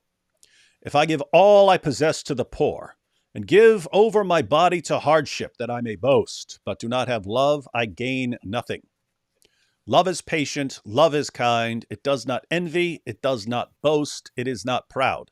It does not dishonor others, it is not self-seeking, it is not easily angered, it keeps no record of wrongs. Love does not delight in evil, but rejoices with the truth. It always protects, always trusts, always hopes, always perseveres. And this is the verse that the bishop loves to quote, love never fails. Love never fails. Hey, someone should put that on a, you know, it's funny. If Andrew Tate were to quote, love never fails, he would say, as Bishop Mar Mari says, a great line that he came up with, love never fails. This is almost as great as Candace Owens. What does he quote Candace Owens for saying? Blessed are the peacemakers. Oh, yeah. Candace Owens quoted Jesus, blessed are the peacemakers. And Andrew Tate quotes it as something that Candace Owens came up with, like she's this super insightful Candace person. Owens said, blessed are the peacemakers. It's like Candace Owens says, blessed are the peacemakers. What a great thought. What a joke. As Bishop Mar Mari Emmanuel says, love never fails. Love never fails, but where there are prophecies, they will cease. Where there are tongues, they will be stilled. Where there is knowledge, it will pass away. For we know in part and we prophesy in part. But when completeness comes, what is in part disappears. When I was a child, I talked like a child. This message is for you college campus protesters. When I was a child, I talked like a child. I thought like a child. I reasoned like a child. I acted like a child. I threw tantrums like a child. When I became a man, I put the ways of childhood behind me. For now we see only a reflection as in a mirror. Then we shall see face to face. Now I know in part.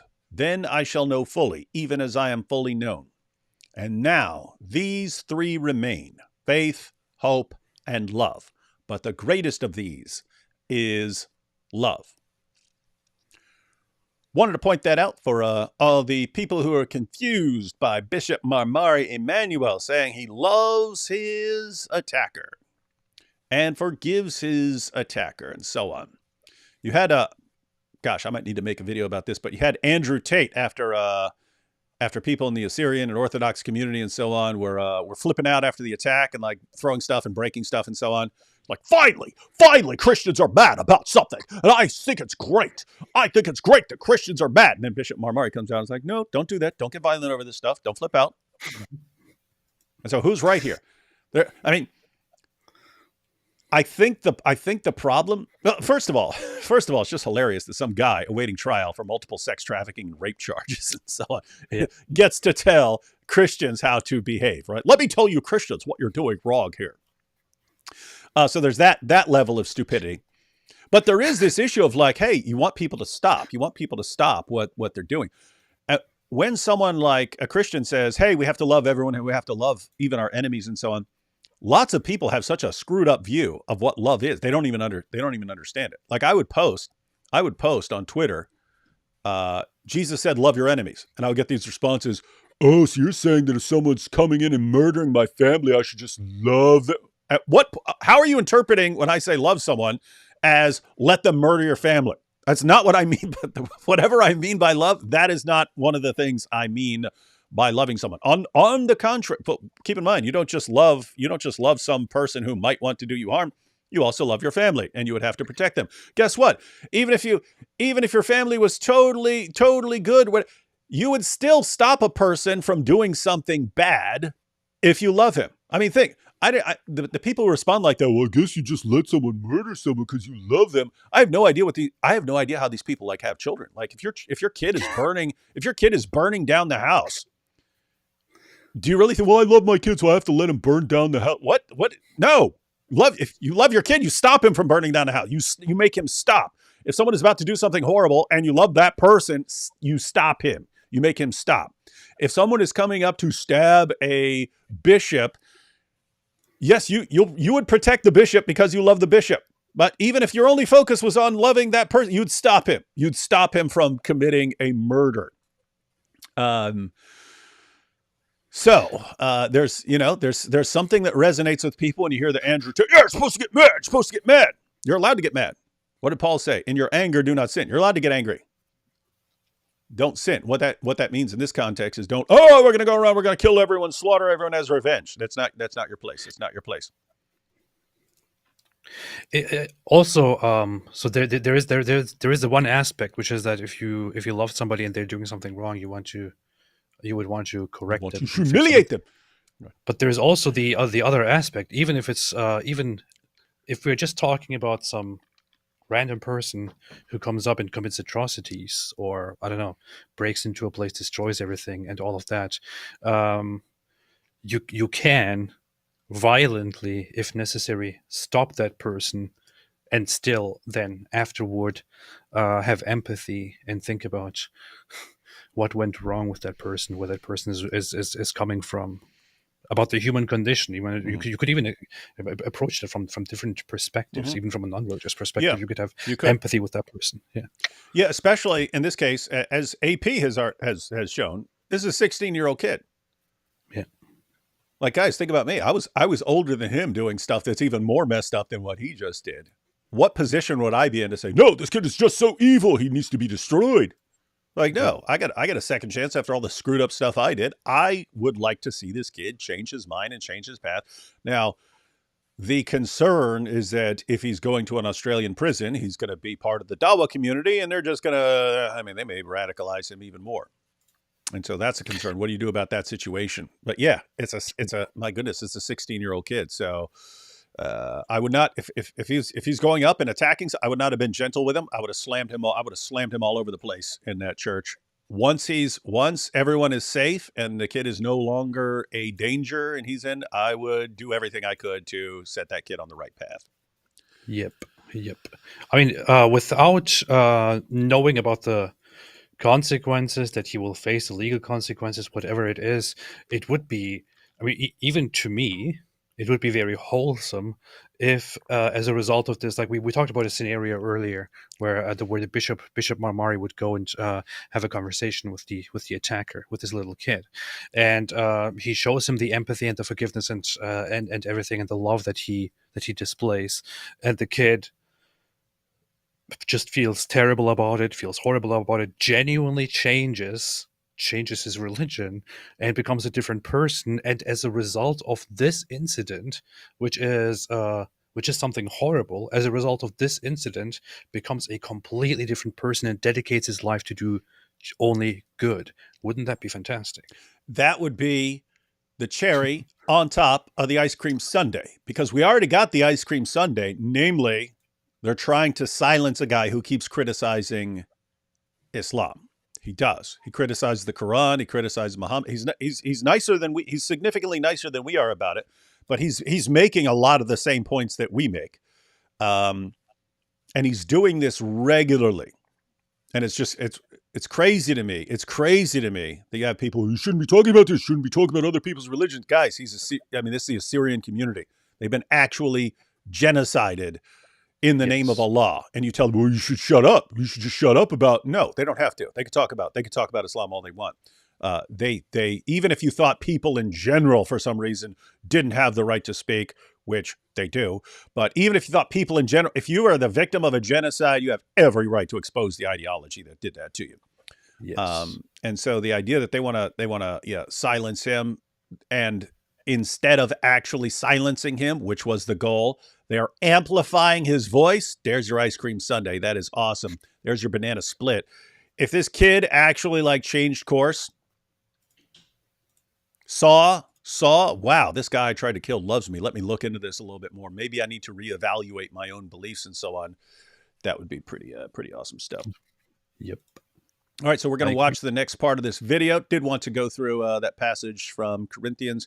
Video with goat and burqa being fed grapes, maybe an eye patch as well. Goat and a burqa being fed grapes with an eye patch, but the goat then lifts up the skirt to expose the shin. That would be the all-time Dawa OnlyFans video. You make millions off that just from Dawa guys. They'd watch that over and over again. Yeah. Ayatollah says, Salesman Muhammad, lost that spark with your child bride? Does the crib not rock like it used to? Try Uncle Mo's. Oh, my goodness. Oh, yes. Sucking his finger after him. What's crazy is you read these comments and they're disgusting, but it's exactly like the stuff you read in the Hadith. So I don't know what to do. Exactly. Kaaba Cruise says they now allow pilgrims to ride electric scooters around the Kaaba. It's colloquially called electric tawaf. I want to see a Mario Kart level. Is that true? You can actually ride around it? I haven't heard of that. That's funny. Yeah, I haven't seen that. That'd be funny. Ooh la la, you shall recognize me. Allah fans. Man. Allah Super fans. Mario Kart around the Kaaba. That's a good idea. Do you prefer your grapes peeled or not peeled? I say not peeled. The antioxidants are in the peels.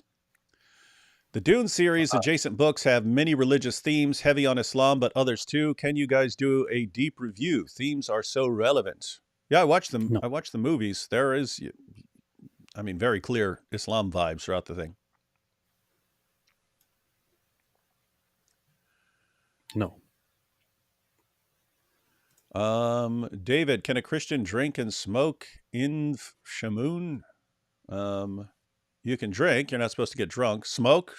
It's going to be a judgment call. You have passages like your body is the temple of the Holy Spirit and so on. So what do you want to fill it with? But keep in mind that could apply to eating healthy as well. So yeah, you don't have a clear statement on something like that.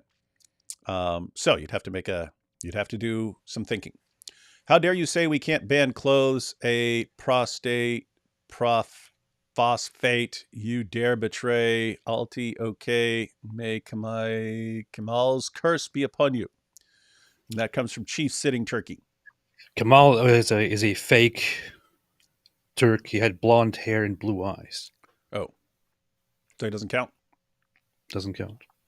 All right, let's go ahead. We got a couple more super chats here, but let's go ahead and jump back into this video, ladies and gentlemen. We're going to watch Bishop Mar Mari. So again, he enters. That's cool. He gave a brief message. He had he spent a good amount of time thanking various people who had sent flowers and letters and so on. And then he had a message for the attacker. And now, and then he spoke in different languages for a while. And then towards the end, he went into a message for the Australian government. Again, this is his Palm Sunday message. So the fact that he focused on this more than he focused on the attacker and so on shows he takes freedom of speech pretty darn seriously, as you're about to see. So, one last thing. I say to our beloved, the Australian government, and our beloved Prime Minister, the Honorable Mr. Albanese.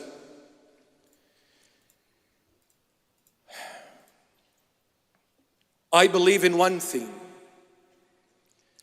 and that is the integrity and the identity of the human being.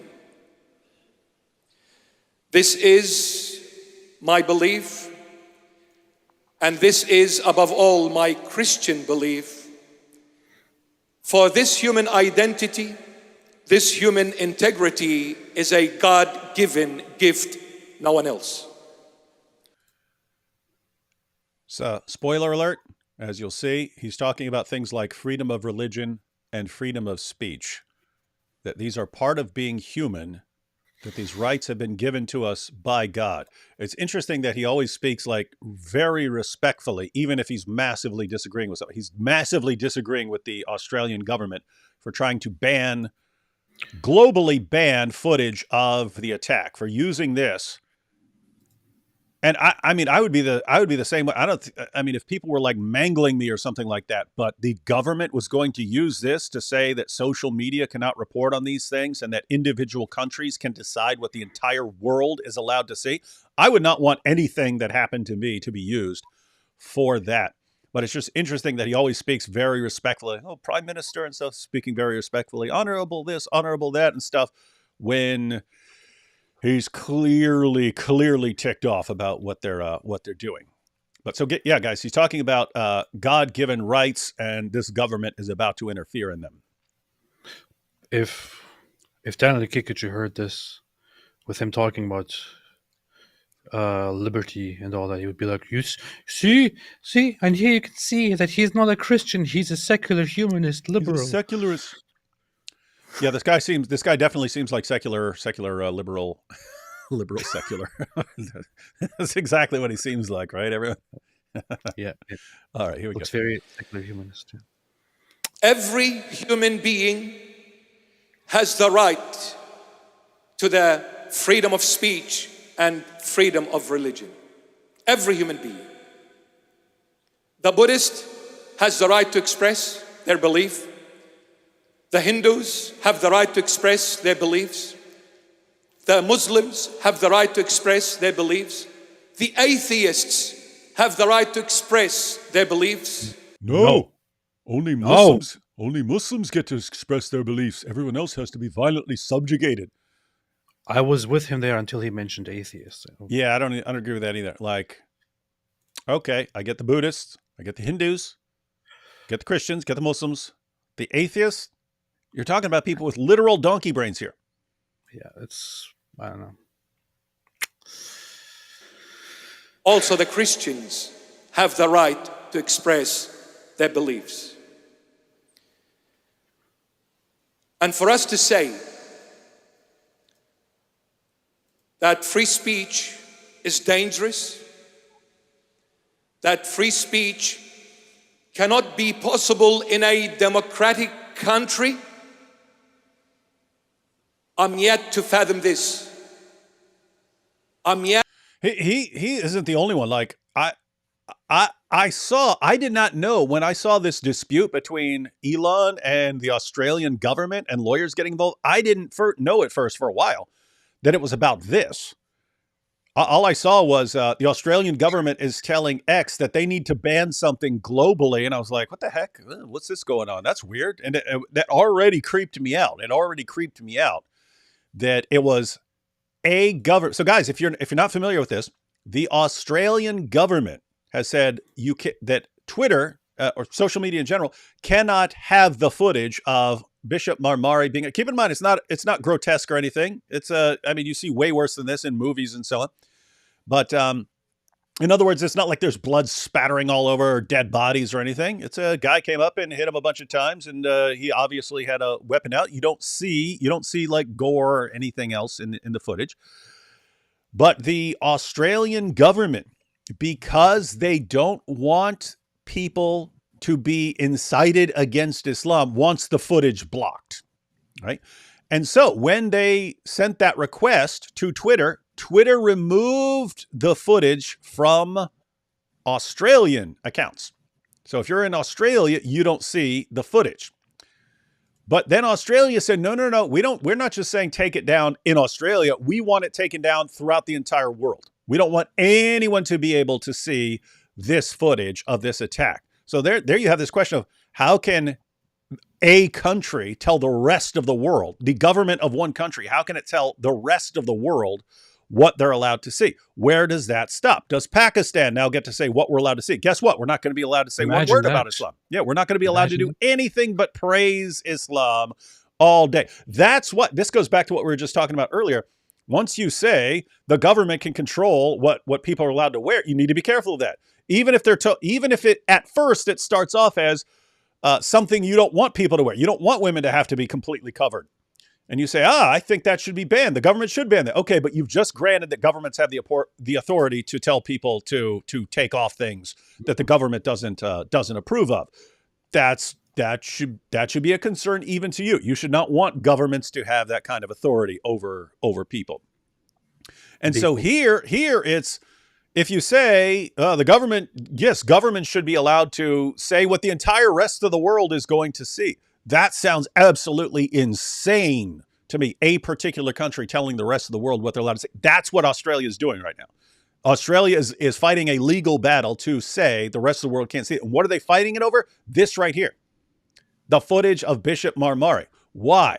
They don't want people to see Bishop Mar Mari being attacked and have a problem with Islam over it. So they're protecting Islam. Go ahead. It was weird to find out that this is what it's actually about. I had the same experience. I mean, I saw that there's a thing going on over free speech between Elon Musk and the Australian government, and I initially didn't pay attention because I thought, oh, again, such an issue. I didn't care, but then I find out it's about this incident, and that's just strange. Yeah. So guys, think about this, right? Where does this lead? So I already brought up the issue of. Who gets to decide then? Pakistan, Saudi Arabia, these nations, Afghanistan, they get to decide what other people in other countries are allowed to see. That's a very dangerous precedent. Not just that a government gets to decide one thing for its people, that a government gets to decide something for the entire world. That's one issue. Two, the issue is they're trying to block people from being horrified at Islam. Yeah. Okay, where does that stop? Suppose it wasn't an issue. Suppose they decided, nope, we're not going to let Pakistan or Afghanistan or any of these countries decide. We're only going to let Australia decide what the entire world is allowed to see. Okay, well, if they're trying to block criticism of Islam, well, guess what? You would never allow people to share information about jihad, right? You would never allow people to report on what's going on in Nigeria or the latest terrorist attack. You would never want that reported at all because people might get mad about Islam, right? Yes. Guys, this is messed up. This is extremely messed up stuff. And it's exactly what I would expect from a Sharia compliant country and from a country that is entirely populated by criminals, Australia. To be honest, it is not part of Earth, so there is probably not a big concern. It is Mars. But then again, still, if you are going to accept that, where are you going to stop? This is ridiculous. I think the worst thing that can happen. So there was an issue where Elon Musk had such a problem with Brazil, and what ended up happening is that I guess Twitter or X shut down all their operations and offices in Brazil and completely pulled out of there, and now it is still accessible, but they're not physically operating there anymore. And Brazil is not fine with that either. They want to completely shut it off unless Twitter complies with their expectations. But that's probably the worst thing that can happen in Australia as well, that they just have to shut everything down and make no business inside Australia and have major operational difficulties, but just continue. Yeah. I mean, the creepy thing is, it's like Twitter could just shut down in Australia. That would be one thing. But Australia is actually fighting in court to say, no, we control Twitter in the entire world. That's like absolutely insane. But yes, if I was Twitter, I'd flip a switch in Australia, say, okay, guys, you can go back to, matter of fact, I posted this on Twitter. Said you could go back to communicating like Crocodile Dundee in Crocodile Dundee 2 when he had that little phone call thing. It's a string. It's this Aborigine thing. It's a string. It's got this thing on there, and you spin it real fast, and it makes a noise. Wow, wow, wow, wow, wow, wow, wow, wow, wow. But they actually like know what the various sounds mean, so you send messages and stuff. But anyway, they can communicate in Australia using that. But don't tell the rest of the world. Is anyone else just sick of some particular group telling the rest of the world what they're allowed to say? No. I was already sick of that, dealing with Islam like that, dealing with the Dawa guys who think they get to tell us what we're allowed to say. Now we have to deal with a bunch of criminals telling us that too. Yes. There's a reason we sent all these criminals down to Australia, to keep them away from the rest of us. And now they're down there and they're telling the rest of the world what. That is literally the inmates running the prison. There's a reason why there's a capital punishment. To fathom this. We should be able, as civilized human beings, as intellectuals, we should be able to criticize, to speak, and maybe at some certain times we may sound or we may come across offensive to somewhat degree. Yes. But we should be able to say, I should not worry for my life to be exposed to threat or to be taken away. Yes. Why are you saying yes to that? You like that? Yes. Oh, Chigozi asked, how will Australia enforce the judgment? They're doing it through the courts, Chigozi. So they're saying that their court has ruled that Twitter has to ban this content globally, and their court has decided that they will charge Twitter a fine of it's something like $750,000 a day, every day that material is not taken down. So, yeah, they're actually going through the courts for this stuff. I don't know how that works as far as telling us you have to give us the money or something like that. I don't know how any of that works. And that might be a situation where Twitter needs to completely get out of Australia, because then how are you going to touch us now? But yeah, I don't know how that works. But that's what's going on. They're charging Twitter $750,000 a day for, I don't know how they collect on that, but that's what they're trying to do. So they are trying to do it. A non-Christian can criticize my faith, can attack my faith. I will say one thing. May God forgive you and may God bless you. This is a civilized way, an intellectual way of approaching such events if or when they take place. Notice he just said, if a non-Christian has the right to criticize my Christian faith, I'll say, God bless you. That's a civilized way. Sadly, not all people respond in the same way. But for us, this is Islamophobic, I would say, because this speech at that point there especially implies that Islam's way of dealing with things, which is to chop people up or physically punish them, is wrong, and that is Islamophobic, which is why I think this should be banned. Yeah, this is pretty Islamophobic here.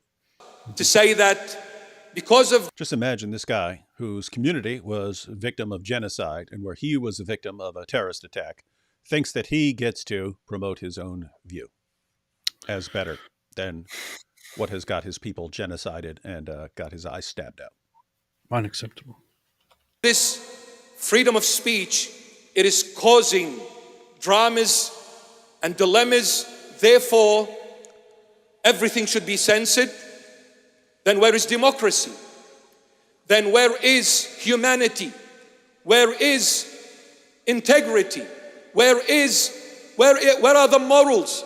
Where are the ethics? Where are the principles? Where are the values which the Western world more so have been fighting for? Human rights, which is the value of the human. But you see, the problem, my beloved Australia, and the entire world, I've said this and I'll say it again. The Western world has succeeded exceedingly. The Western world has succeeded exceedingly in giving value to everything. But I always say this with utmost sadness in my heart. The Western world has failed miserably in giving purpose to everything. That's based. It's extremely based. Giving value to everything. Giving value to everything. All these things have value, but not showing what the purpose is. What's the purpose? You have no purpose. Interesting fellow. The Western world has succeeded in giving value to everything, but has failed miserably in giving purpose to everything. But until we find the purpose of the thing, we can never give it value.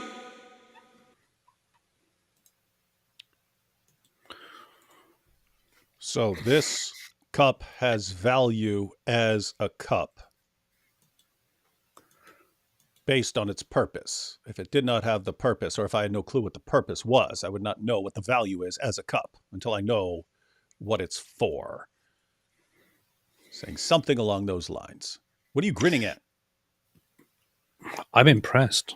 but with the depth of the preaching, and it's not something that you hear from Islam. So that's it. Yeah. So for our sermon today, the same as the last 57 sermons, let's talk about why we need to bang little kids. You see. What's wrong? What is wrong with this stuff? So, guys, where he's going with this is, so you have, at least I think this is where he's going. You've got the purpose of something, and that human beings have a purpose, in that we are supposed to be like flourishing as human beings, and that this involves things like freedom of speech and freedom of religion and so on. So when you try to cut those things off, and you don't have these things, you don't have freedom of speech, you don't have freedom of religion and so on, you don't have freedom to criticize, you're actually ruining the purpose of a human being, of being a human being. And you're doing it what? Because, well, we have to value human beings, or you can't do all these things. Okay, but you're destroying the purpose. You're destroying the purpose, and so it's not going to work. Interesting fellow. We can never give it value. Human rights is human value. All these centuries, decades, we've been calling and crying and fighting for human rights, human rights. When will the time come? When will the time come for us to fight for what is the right to be a human, not human rights? Not human rights. He's distinguishing between human rights and the right to be a human. In other words, the right to function according to your purpose. And he's saying that the Australian government, or any government that is trying to strip certain rights away, it's you're undermining the person's right to be a human while talking about human rights. Right. Continue. Be a human. Nobody speaks about the right to be a human. Everyone speaks about human rights. And since we focused on value and we've denied the purpose, we have abused that human. Abused. Let me go back. Wow. That was deep. I think since we focused on the human rights and not the right to be human, we've abused that human. It's interesting because you could say that it's the same thing. Like the human rights and the right to be a human is essentially the same thing. By giving humans human rights, you are giving them the rights which a basic human needs to have naturally, but he's emphasizing a different angle of it in order to refocus the conversation on what is actually important. We're talking about different human rights, but we're not paying attention to the core of the issue of being a human and the right to be a human. You are stripping it away by imposing these ridiculous measures. Wow. Interesting stuff. Let's recap what he just said there. Not human rights. Not human rights. The right to be a human. Nobody speaks about the right to be a human. Everyone speaks about human rights. And since we focused on value and we've denied the purpose, we have abused that human. Interesting. Think you're helping the person by defending the rights, but if you're undermining the purpose, you've actually abused and degraded the person. Interesting. Wow. And you can kind of fit the entire situation into this. Oh, we need to stop Twitter. We need to stop people on Twitter from being able to see footage of this because we need to protect everyone. We need to protect everyone. So we're focused on helping and protecting it. Well, but you're taking away people's ability to even kind of wrestle with the issue or to think through it or any of these other things.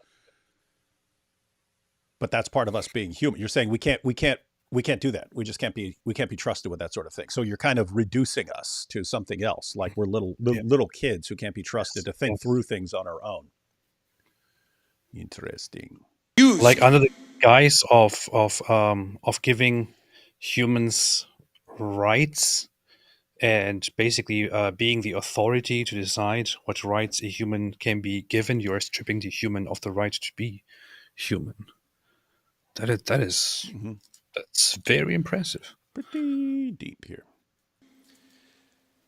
In order to finding out and knowing what is the purpose of the human, we need to go back to the origin of this human. And with all love and respect to every scientist, to every professor, to every knowledgeable man and woman out there, with all love and respect, the purpose of the human is written in Genesis 1:1. In the beginning, Elohim created the heavens and the earth. God. What are you grinning at there, atheist? He's talking to you. You notice, even you. See, if I were to say that, I would say, even you don't, well, respect due to you donkey-brained atheists out there who, no, I came from a donkey, blah, blah, blah. I came from a donkey, so. Let me go back, because I interrupted him. Is written in Genesis 1:1. In the beginning, Elohim created the heavens and the earth. God is the purpose to that human. God. And until we come back to this true divine God, we will continue abusing the human race. Because we got glued onto the value of the human and totally denied the purpose of the human. So, you can't understand, you can value a human and talk about human rights all day long, but without understanding the purpose and how it connects to God, you have actually degraded the human and taken away his right to function as a human, because the way he functions as a human will be attached to his purpose, which will be connected to God, and therefore everyone is degrading human beings right now, even as they're talking about human rights and we have to protect people and so on. I mean, as a non-Christian person here, if maybe just listening to this, it is very, very powerful. It's very powerful. I don't know if this was nearby. Maybe even I would go to this church and listen to him preach, because it's very powerful. Hey, Deep Bishop, stuff. It's unusual. Hey, Bishop Mar Mari, if you ever get sick of things down in Australia because they're trying to control everybody, if things get too oppressive down there in Australia, come up to the U.S., mate. We'll have you. Me and AP will be in there. We'll be in church. The purpose is the right to be a human, the value human rights. I stand as a very proud Aussie. I want the Australian government to hear this, and the whole world. I was born in Iraq. I am an Assyrian. My origin, I am an Assyrian, and a very proud Assyrian. Because the Assyrians have a very profound history of knowledge, culture, science, masters. And as an Assyrian, I am a very proud one. But above all, and beyond all, I belong to Jesus Christ of Nazareth. I'm a very proud Christian. I just want to point out as he's saying this, because again, he speaks very whoever he's addressing.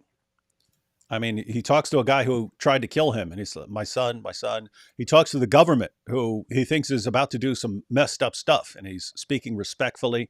He talks about human origins, and he says, with all due respect, you scientists who may think otherwise, and so on. But one of the things we talked about last time we talked about Bishop Mar Mari was the contrast between him and like Dawa guys and so on. He came here as an immigrant. A lot of the Dawa guys come as immigrants, and but I mean, think about the difference. The Dawa guy he comes as an immigrant from some other country, or his parents came as immigrants or something like that. And then the Dawa guy comes along and says, hey, I left this crap hole place. I left this crap hole place that Islam turned into a total crap hole, and I want to come to your place, and I demand that you change everything to accommodate my Islamic views and change this place into a crap hole as well. I want you to implement all the failed policies of the nation I left. I want those implemented here to destroy this place, and I demand it, and I will riot, and I will burn this entire place to the ground until you do what I say. This guy comes from a messed up place, goes to a Western nation. That Western nation starts doing what? They start changing their rules to appease Islam, and he's sitting there saying, do not change. Do not change this for me. Do not change. Don't change this to appease what I had to leave behind. Isn't that amazing? He's saying, you guys are trying to change this to appease Islam. Stop doing that. Do not do that. Don't change it. Don't diminish our human rights to appease this other thing here. It's like total opposites. Total opposites. So in other words, you got the Dawa guy. He comes from Iraq. Says, hey, you have to change Australia to make it more like what? Like more Sharia compliant. You need to be more like where I came from. You need to be more like that. And this guy comes from the same place. Guys, whatever you do not change it. Do not change this. Do not change this. You're making it worse. Very different, but everything's the same. Jesus Christ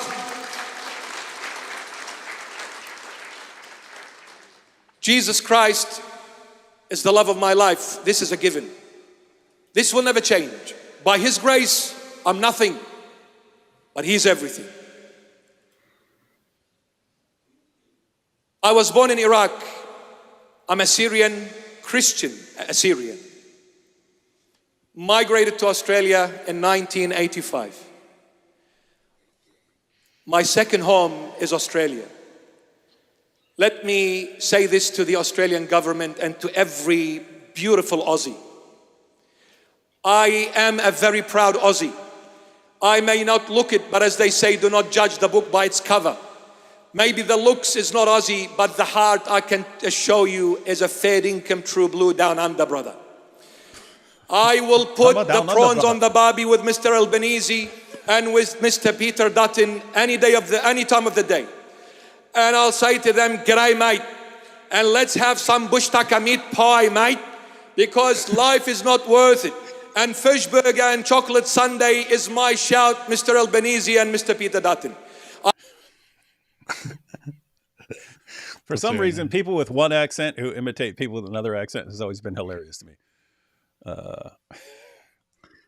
Again, I can't get past the contrast here between someone who you flee one country to go to another country. It's because you think that other country has something better to offer you. When you then say, hey, I need to go here and make it more Sharia compliant because I just left a Sharia compliant hellhole, there's something that's absolutely stupid and insane about that. And then what he's saying is, there's a reason I left Iraq and came to Australia. You have something better here. You have something superior here. And I get here and it's great and I love it. And what do I see? All of a sudden you're using something that happened to me, an attack on me, to say we need to reduce our right to speak so that we can make it more Sharia. Are you what? Don't do that. Please don't do it. He's like begging them not to do this. And I agree. Do not do this. It's a bad move. Bad move, Australia. You made enough bad, dumb moves in your existence. Don't do this.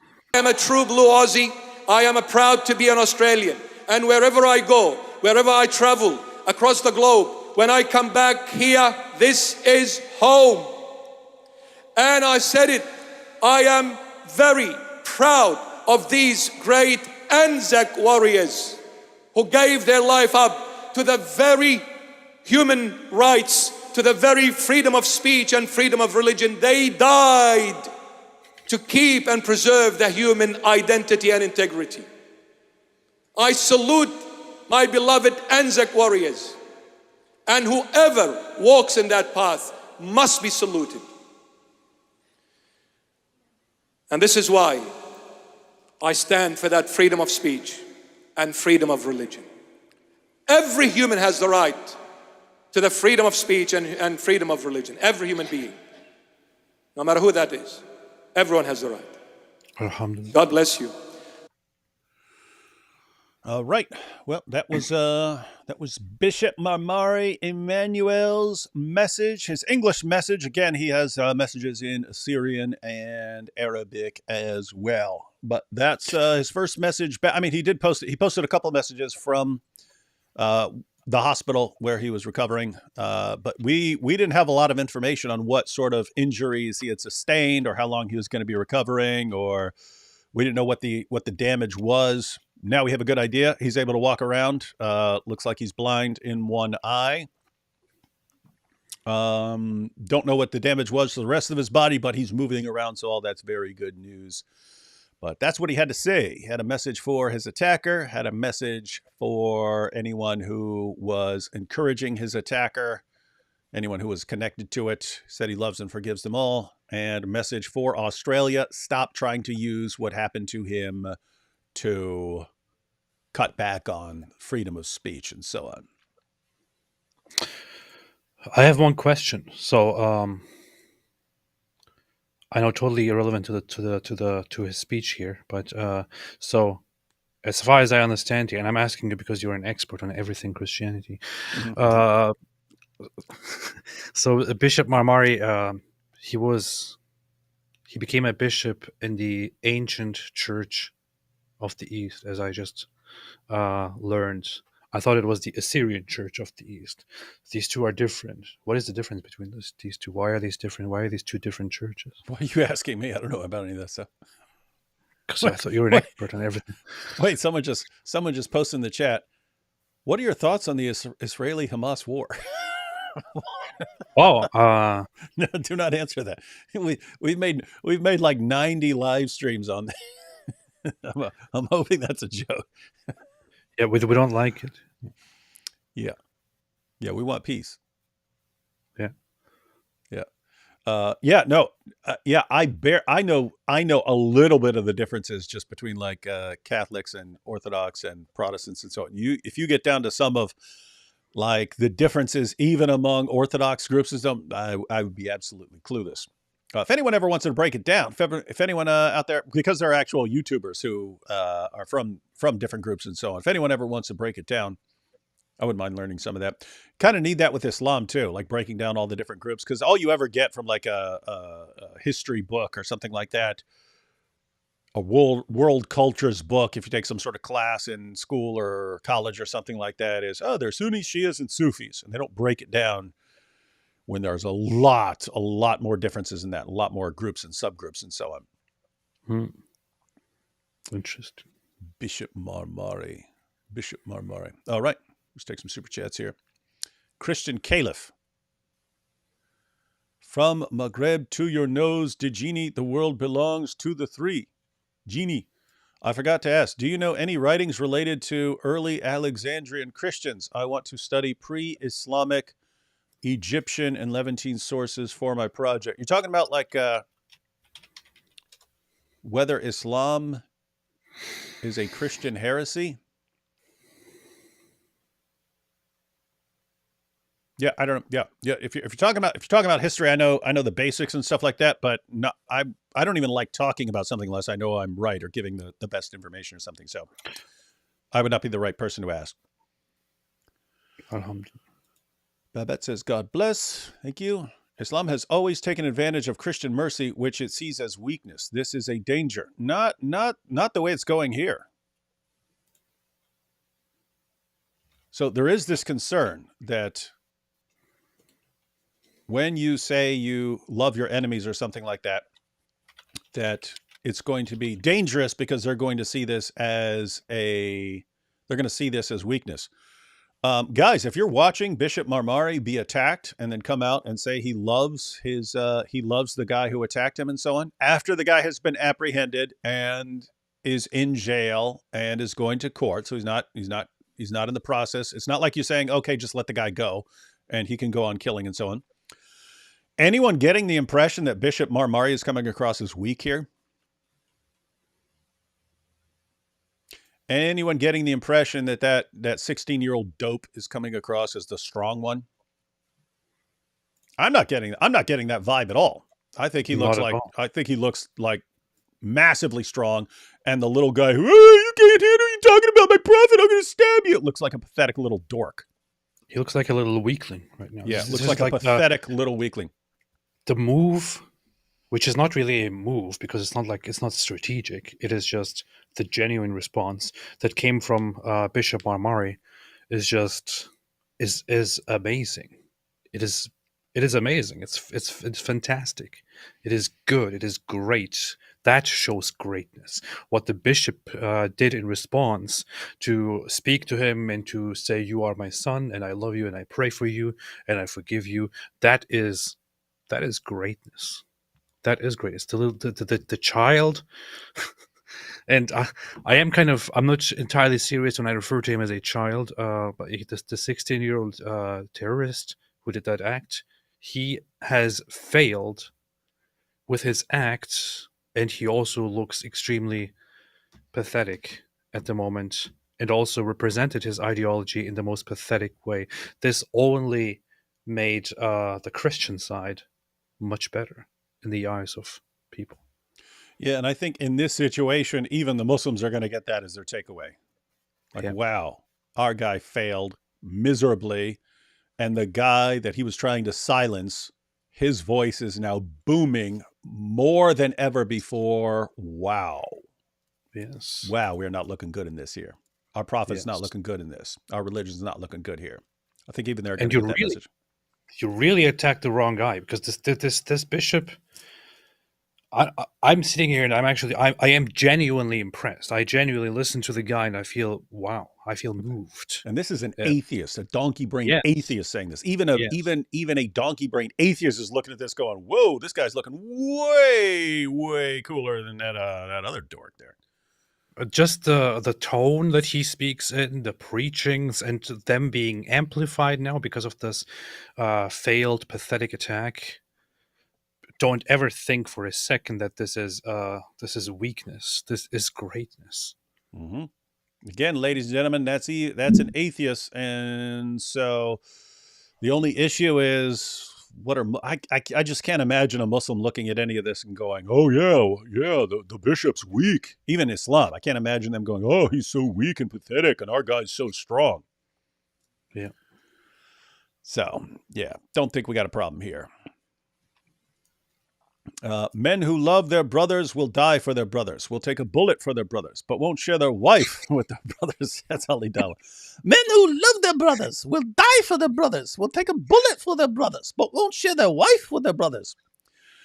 Yeah, for anyone who doesn't recall that, that's an Ali Dawah clip who was condemning Muslim wives who won't share their husbands with their sisters. In other words, they want their Muslim wives to be, hey, girlfriend, let's go bang my husband. And they're actually they're conditioning Muslim women to think that they can show themselves to be good Muslim women by how much they let their Muslim husbands bang their friends. Wow. Beautiful. This is Dawah. This is Dawah, ladies and gentlemen. It's all about banging kids and banging lots of girls. This is the beauty of Islam. I always find it a little bit strange when Muslim men refer to Muslim women as sisters. Sisters. Like, I want to talk to the sisters. Yes, and the sisters, a good sister. Yeah. I'm talking to my sister. My sister right now. I want to marry my sister, and I want to marry her sister and my sister, who's also her sister, and then I got married all my sisters, yeah? Yeah. The Quran ultimately exalts sensuality with virgins and plunder, and the mind set on the flesh must die. Yeah. Yeah, it does. And that's what goes on here. And Islam, so you take someone you like and respect is attacked. Very natural human reaction to say, retaliate, get revenge. Right? So that's a natural human tendency. In Christianity, that's dialed back. Just be careful. In your anger, do not sin.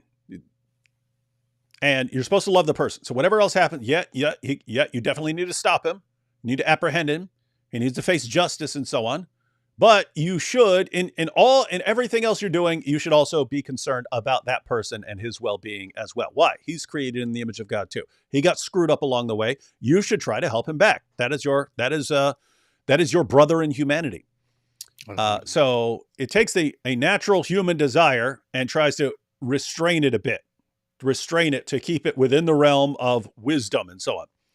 Islam encourages it. Right? It takes all these human desires for fighting, for controlling other people, for controlling women, for controlling. It takes all these human desires and like dials them up to make it so that, and then makes it it amplifies the desire and then only allows you to satisfy the desire in an Islamic way. So it like traps you in your desires. In other words, lots of guys have a desire to bang lots of women. Islam will give you that, but it enmeshes you in Islam. It gives you an Islamic way to do all that.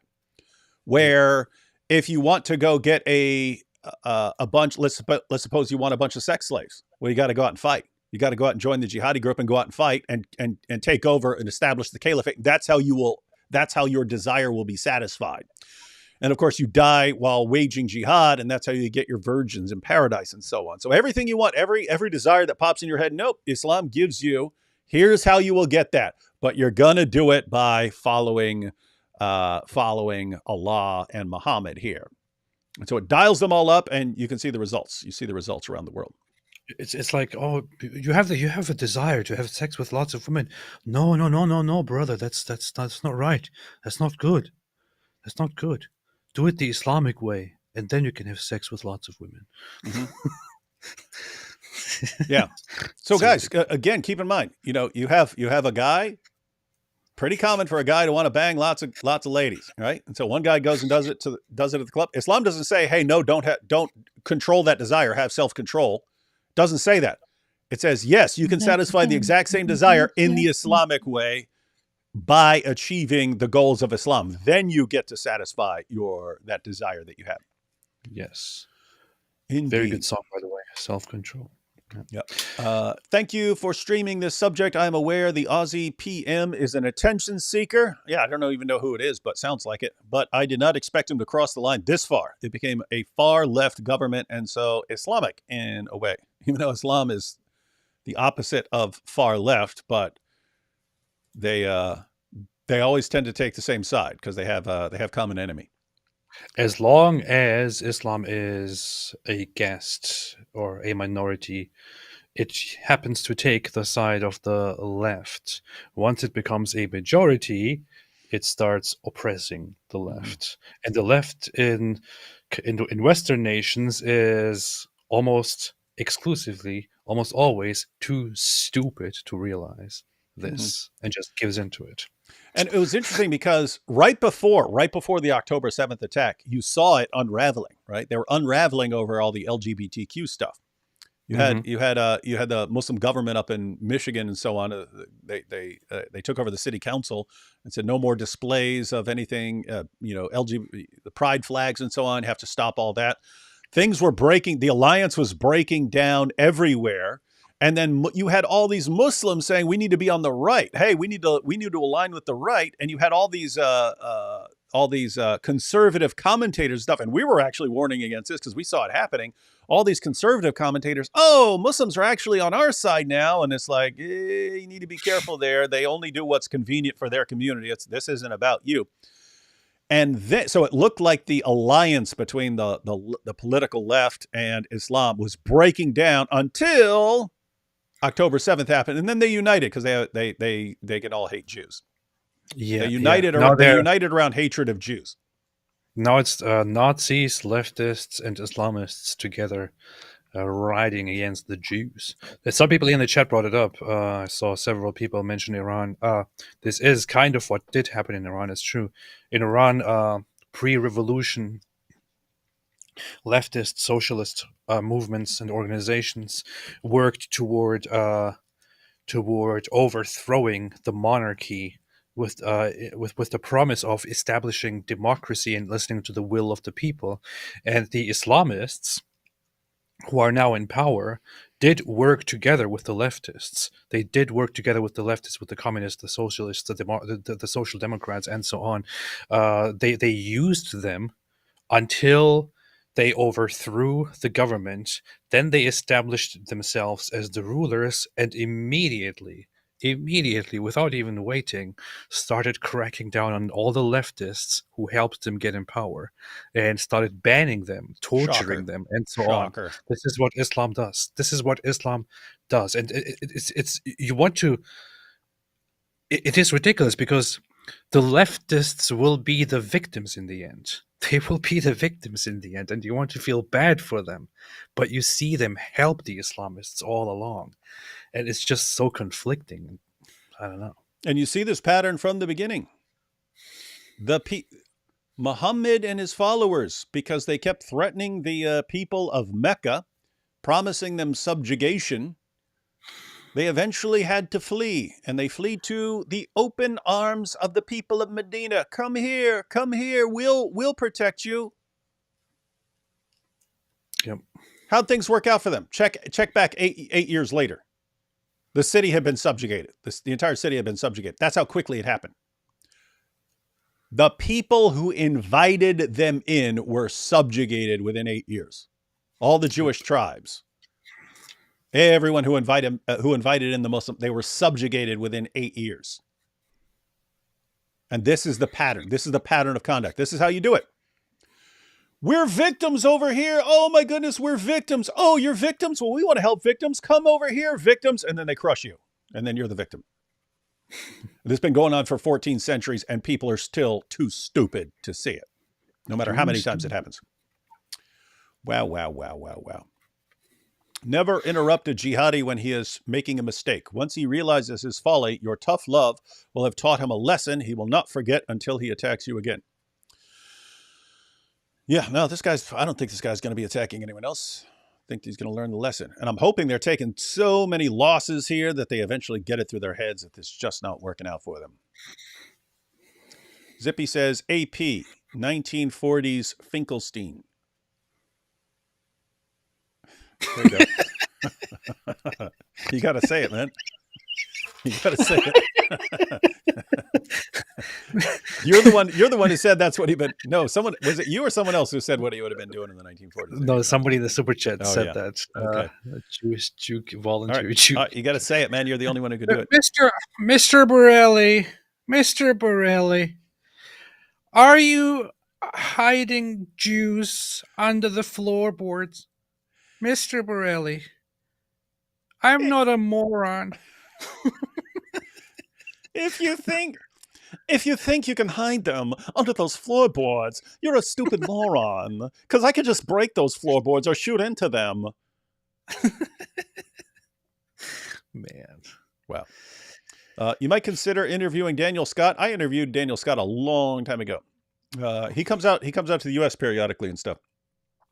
Who has a lot of experience with Australian courts and exposing Islam. Yeah, he got taken to court for criticizing Islam.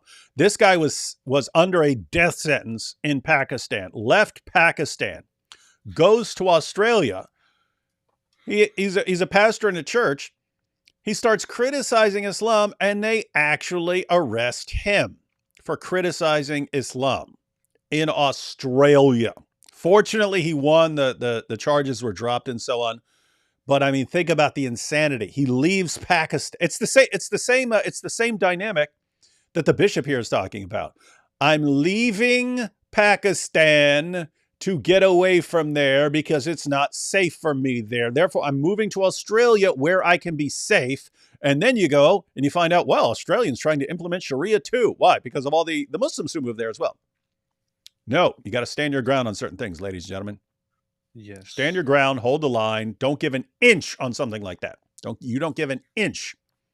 In fact, it should be the opposite. You Dawa guys say one freaking word about blocking speech about your prophet. We're all going to shout way louder about your prophet. So say something. Say one thing about a Muhammad cartoon. We're all going to draw Muhammad cartoons. Yes. Say it one time. And they'll learn their lesson really quick. When they complain, oh, we're victims because you're criticizing Muhammad, you go, oh, okay, well, we'll change our legal system so as not to hurt your feelings. You just did the exact opposite. You showed you're so weak. You don't really care about your values. You care more about their feelings than you do about your own values. They smell weakness, and they're not going to stop. They're not going to stop. They're going to demand more and more and more and more and more. You know what will be funny?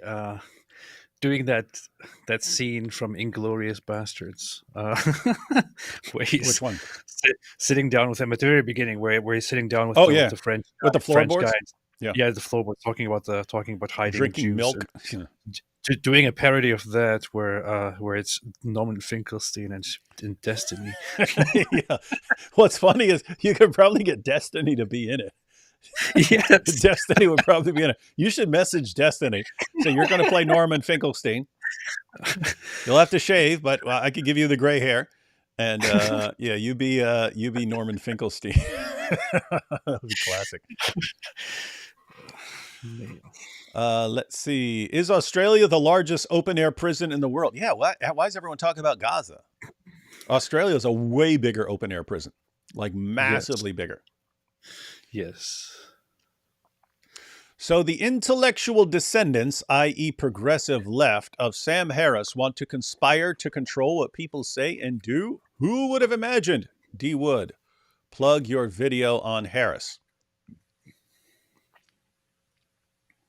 Which one? I don't. Which one? I know I made the one where he quoted Luke 19:27 like one of the Dawa guys. Anyway, I have a video on Sam Harris, ladies and gentlemen. I don't remember if I have more. I might have more. I don't know. You can go to my channel and search for Sam Harris. Solitary Emmy. Yeah, they don't even know the purpose of man. The chief end of man is to enjoy God and glorify him forever. You do have to wonder what the purpose of a man is to the Australian government. Hallelujah, God protected Mar Mari Emmanuel, and he will magnify our Lord and deliver truth for years to come. Oh, gosh, I hope so. This would be the greatest thing in the history of jihad. If they lose this and this guy gets to go around expose. Because remember, AP, we've talked about this probably 487 times, how the Dawa guys, their plan for the past 4 or 5 years has been get on everyone else's big podcast. Get on with Jordan Peterson and Michaela Peterson and Fresh and Fit and get on all these big podcasts. Give the same stupid Dawa arguments that have been refuted to everyone else, but you're looking for a new audience who doesn't know anything. Yes. You're searching for an atmosphere of ignorance, win some more converts from among people who are absolutely clueless. That's their new Dawa strategy. It's been the Dawa strategy for the past several years. If that gets flipped and a guy who is exposing Islam is now amplified and he ends up going around all these, they're going to be freaking out pretty hard. Because you saw Laura Loomer spoke for 40 seconds on Islam after she was asked why she has a problem. And they lost their minds. They lost their minds over it. What would you do if it's actually someone who routinely exposes Islam and he's just going around the entire world on every major podcast out there? They will lose. Watch them flip out. They will, you see, we're more victims than ever because we want to be the only people who speak. And we're not allowed to be the only people who speak anymore. We're being oppressed. Help. Bunch of cowards. Bunch of cowards. He's such a wise man. Happy he's back and well. Yep. Guess who's back? Back again. Mar Mari's back. Tell a friend. Guess who's back? Guess who's back? Guess who's back? Guess who's back? Guess who's back? Hallelujah. Hallelujah. Hallelujah. Hallelujah. I think that's called a mashup. Yeah, it is. Is that a mashup when you put a couple songs together? Like yes. Hope you gents are well. Yes, we are. Would love your reaction to Nabi Asli videos.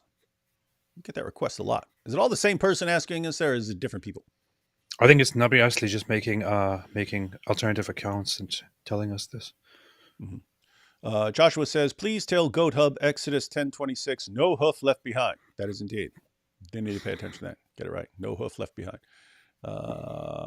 As a Muslim, I have to say Australia is wrong. Right, a Muslim. As a Muslim, I have to say Australia is wrong. What's next? Are Christians and Jews going to pay jizya to be Sharia compliant? What a joke. Yeah. And that's what I was just talking about a moment ago. Namely, if you say, hey, here's something that's upsetting you, and therefore we're going to change our entire system and our concept of rights and everything for you to be less offended, you have not encouraged them to be less offended. You've just shown them, hey, be as offended as possible at everything, and we'll give you what you want. Well, that's not a way to do things. It's hey, whatever group you are, you need to respect other people and respect. We have a system that is meant for the well-being of everyone as much as possible, and we're not gonna cut other people's rights to appease you. So yeah, you are correct. D. Wood, I'm sure Mike Winger would be happy to help you understand the differences between the various sects. Yeah, I'm going to go to Mike Winger. Hey, Mike Winger, can you explain some differences to me? Well, yeah. Well, see, the difference is in Star Trek is you had the original series, right? And that's Captain Kirk and Spock. But then you had the Next Generation. No, dude, I'm talking about. Well, I've gotten started, and there's no way I'm going to be able to stop now. So let me tell you. Now, once we get to Star Trek Voyager. No, not asking that dude anything. Be the dorkiest conversation anyone's ever had. You should wait and hear Muhammad Hijab's expert opinion before making up your minds on such complicated and controversial topics. That is good advice. We always have to wait for Muhammad Hijab to respond. I'm wondering how he's going to respond once everything is falling apart. Like he spent since October flipping out, whining about Israel and so on, thinking that all his whining is actually going to crush Israel. Not working. He's looking awfully stupid and like a giant waste right now. What's he going to do? I mean, think what has the entire Dawa community done besides defend child marriage for years? What have they actually accomplished except for convincing their own followers that banging kids is a great thing to do, and that women, if they're good, are going to get their friends to bang their husbands for them?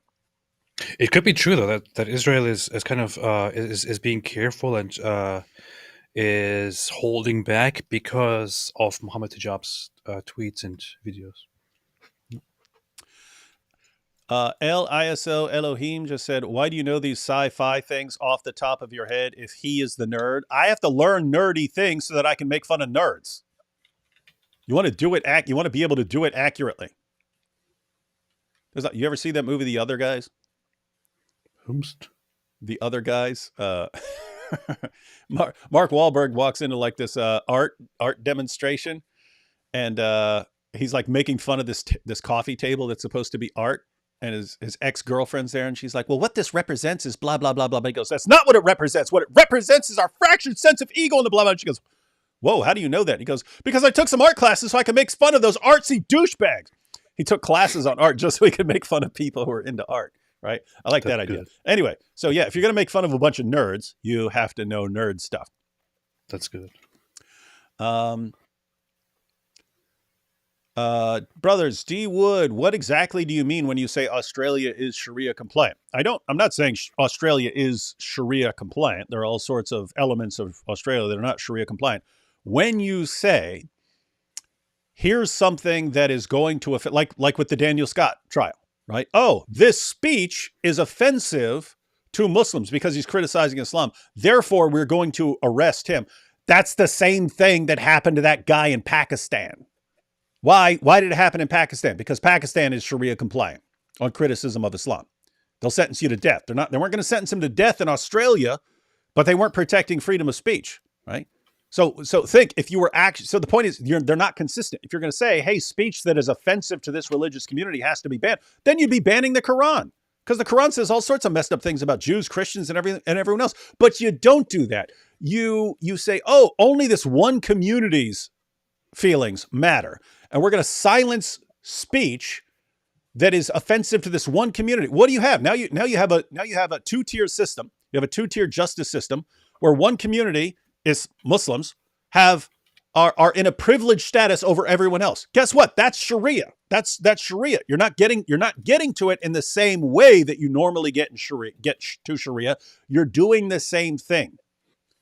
So that's what I mean by Sharia compliant. If they block a video or something like that because they're worried that it might be offensive or something like that, if they're doing it to protect Islam, guess what? The government is not supposed to be protecting Islam from criticism. That's supposed to happen. If the government decides we're protecting Islam from criticism, nothing else, okay, that's Sharia compliant. That's what I mean. So basically, Australia is Sharia compliant. Yeah, they're moving in that direction. They're not fully literally Sharia compliant, but they are trying to become more Sharia compliant without realizing what they're doing. Because here's the thing, their governments, lots of people in the West are stupid. They have completely different motivations, right? They're thinking in terms of victim and oppressor, and poor Muslim victims are being oppressed by this person's speech. Let's protect the oppressed Muslim by blocking this other person. So they're not thinking of it in terms of, hey, this group is superior to everyone else. They're just listening to who is claiming to be the victim. I mean, think about this. You got the Assyrians in Australia. Why are the Assyrians moved there? Because of the way they were treated back home. And so if someone wanted to actually claim victim status, it's them. But they don't. They don't run around whining all the time. Yet one group spends its entire career whining. What's up? So what you're saying is that Australia is entirely Sharia compliant. 100% Sharia compliant, more so than Afghanistan. Absolutely. I see. Quick question. What size whiteboard have you two bought your wives? Going with the 8x4 foot myself. She has lots to say. We haven't gone through that in a live stream, have we? Did we go through that? No, we haven't. We should do that. How do we not go through that? That's an important stuff. We might need to go through that. For anyone who doesn't know what we're talking about, Ali Dawa bought his wife a whiteboard so she can communicate during his live stream. She has to write it out, and then he has to interpret the symbols and crayon drawings and so on, marker drawings. You should limit what you allow your wife to say. So I would say 8 to 4 is a little bit too much. Yeah, you have to, dude. You just have to crack down. No, you can't talk that much. Yeah. You get this little tiny whiteboard. You get to say, and that's all you get to say.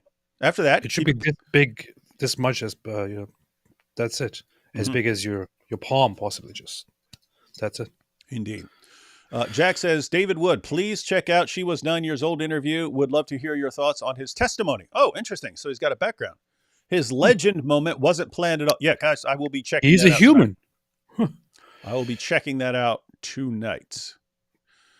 Islam lead the world in cousin marriage and low literacy rates. That's quite the accomplishment. Give him a medal.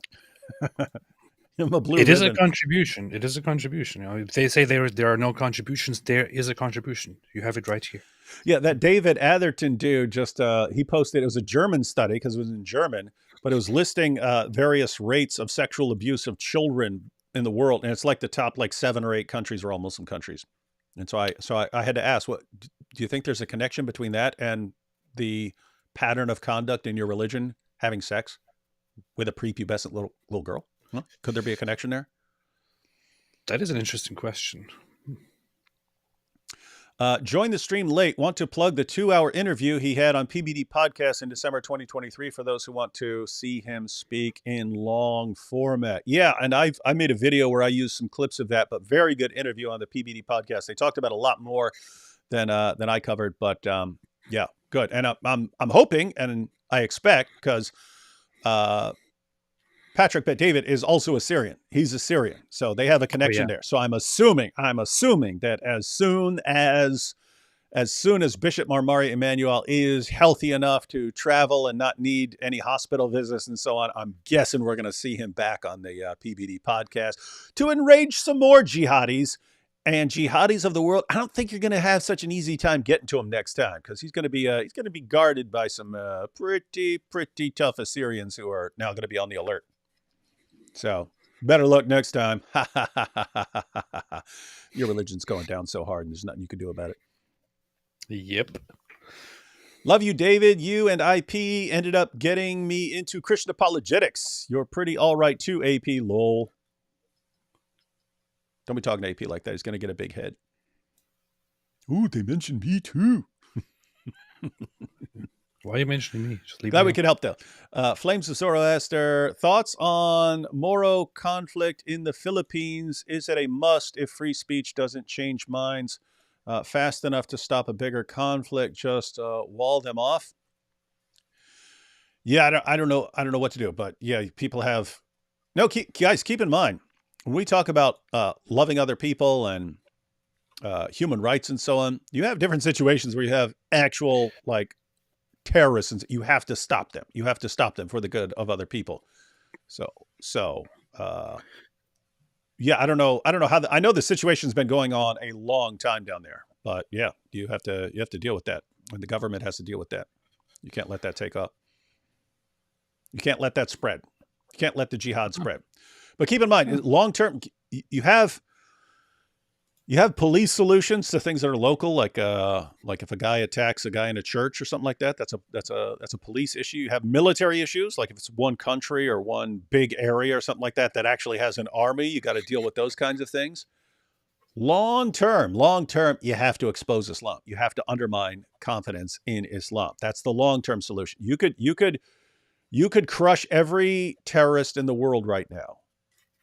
You'd have more arising 5 years later. You'd have more terrorists, or you could crush ISIS, and you could crush Boko Haram. You can crush all these groups. You'll have more springing up. There's a reason these groups spring up everywhere Islam goes. There's a reason for it. Yeah. So long term, you have to deal with Islam. Now, here's what's cool, ladies and gentlemen.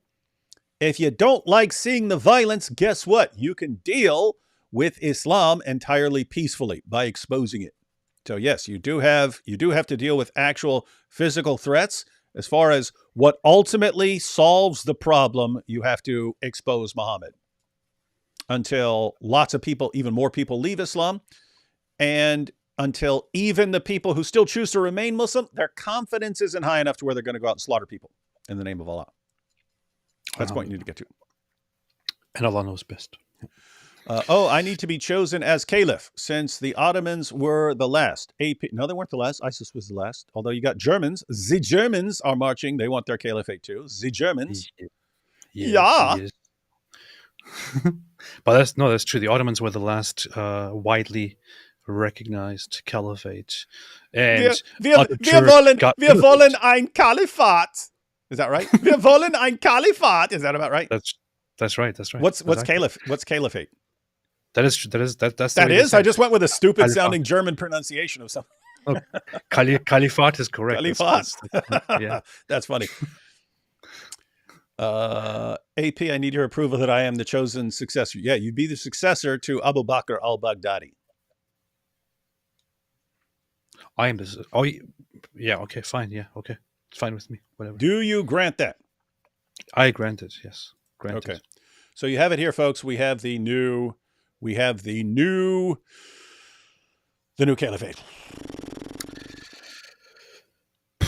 What's this? What's this about Winger explaining the different sexes? Why do people keep bringing up Mike Winger?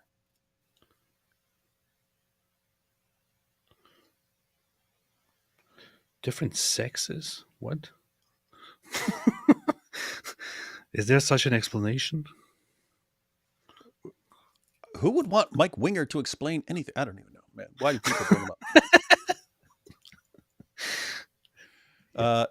CSB, does that stand for something, or is that a Bible translation? Job 11:12. Irony or prophecy? What say you? Isn't that Bible translation? Isn't that Christian Standard Bible? Isn't that what it's called? I'm going to look up Christian. Oh, here we go. Christian Standard Bible. And verse 12 in the Christian Standard Bible. Oh, yeah. But a stupid person will gain understanding as soon as a wild donkey is born a human. Yeah, I should have quoted that. I should have quoted the CSB in my Dawkins video.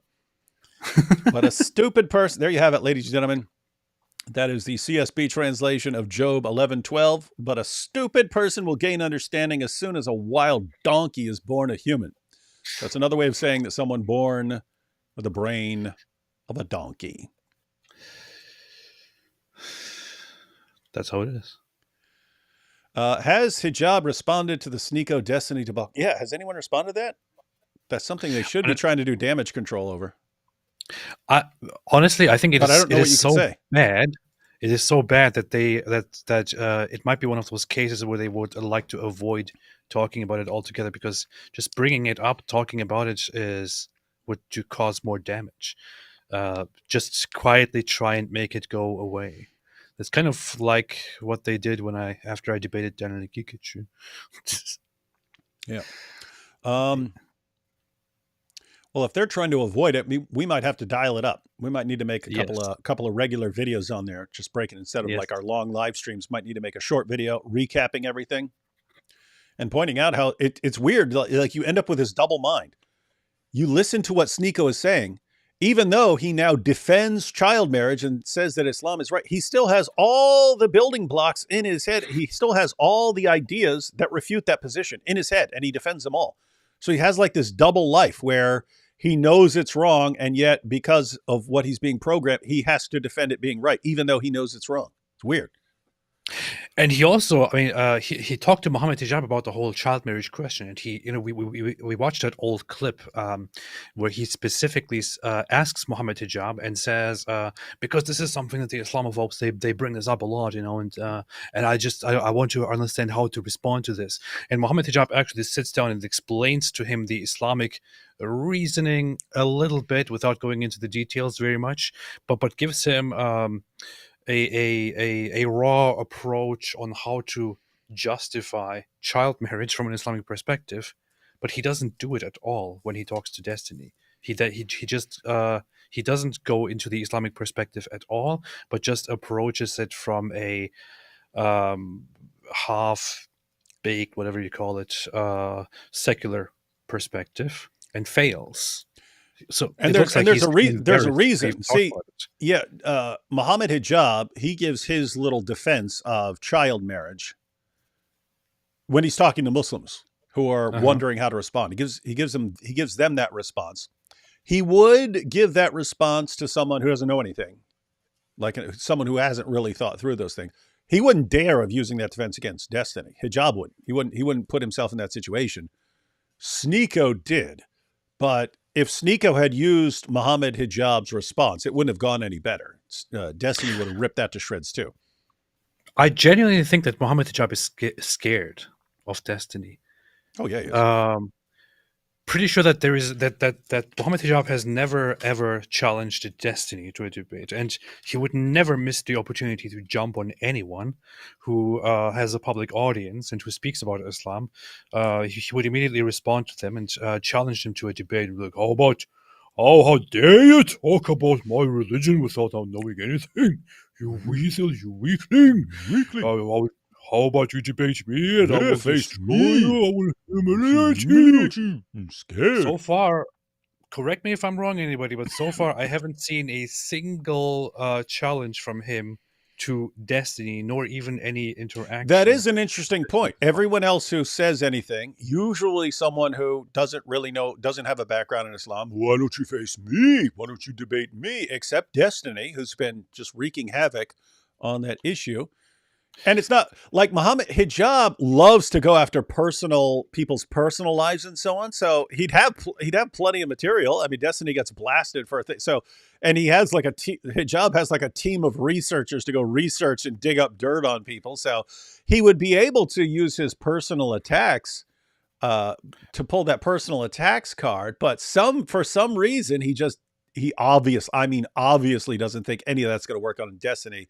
And Destiny is just gonna obliterate him, which is, I would say the same thing. Like I think Destiny would completely crush him.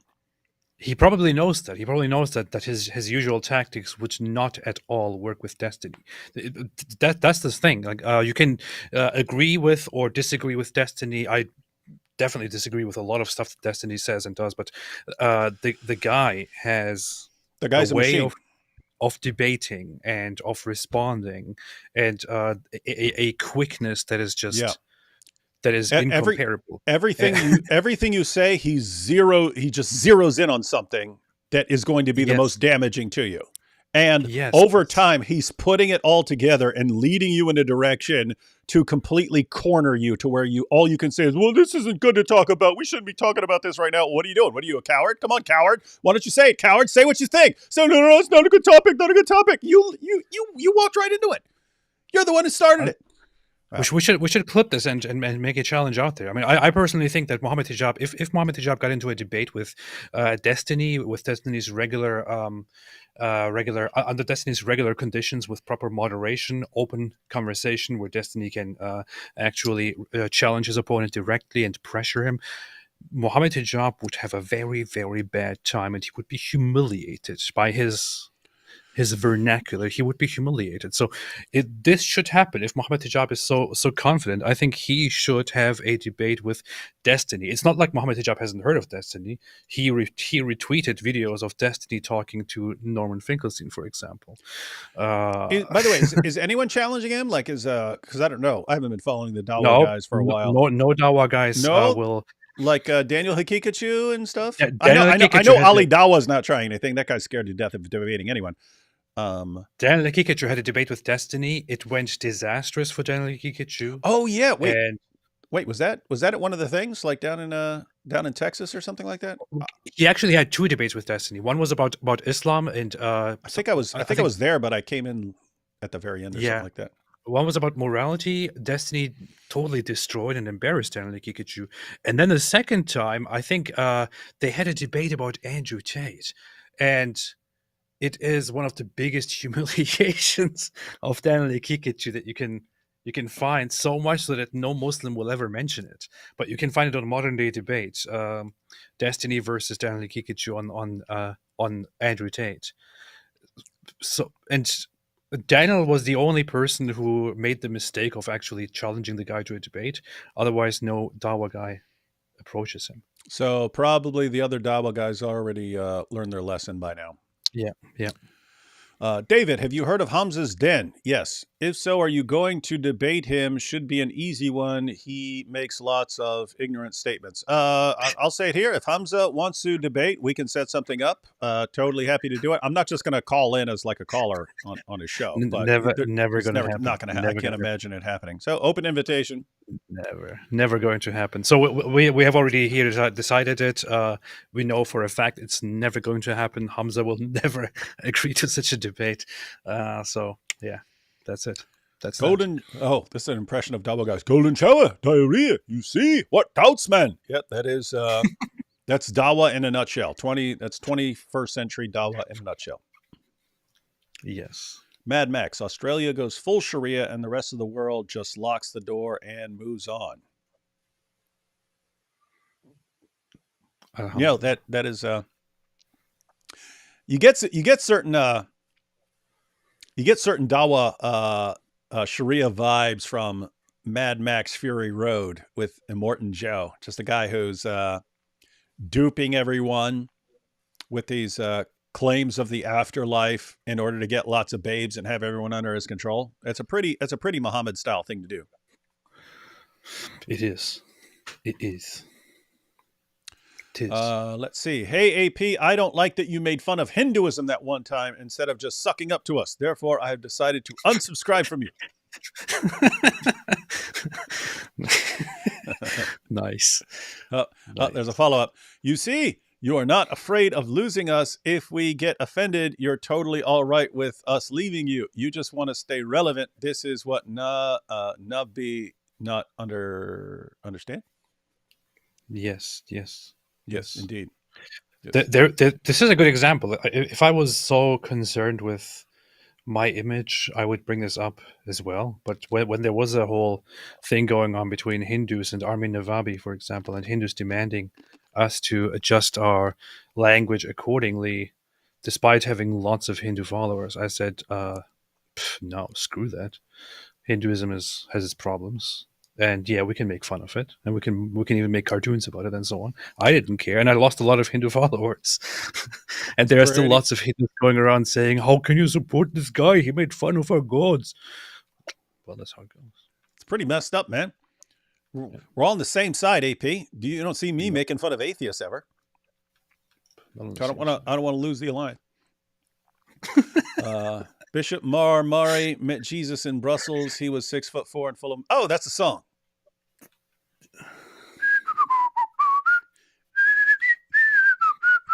Bishop Mar Mari met Jesus in Brussels.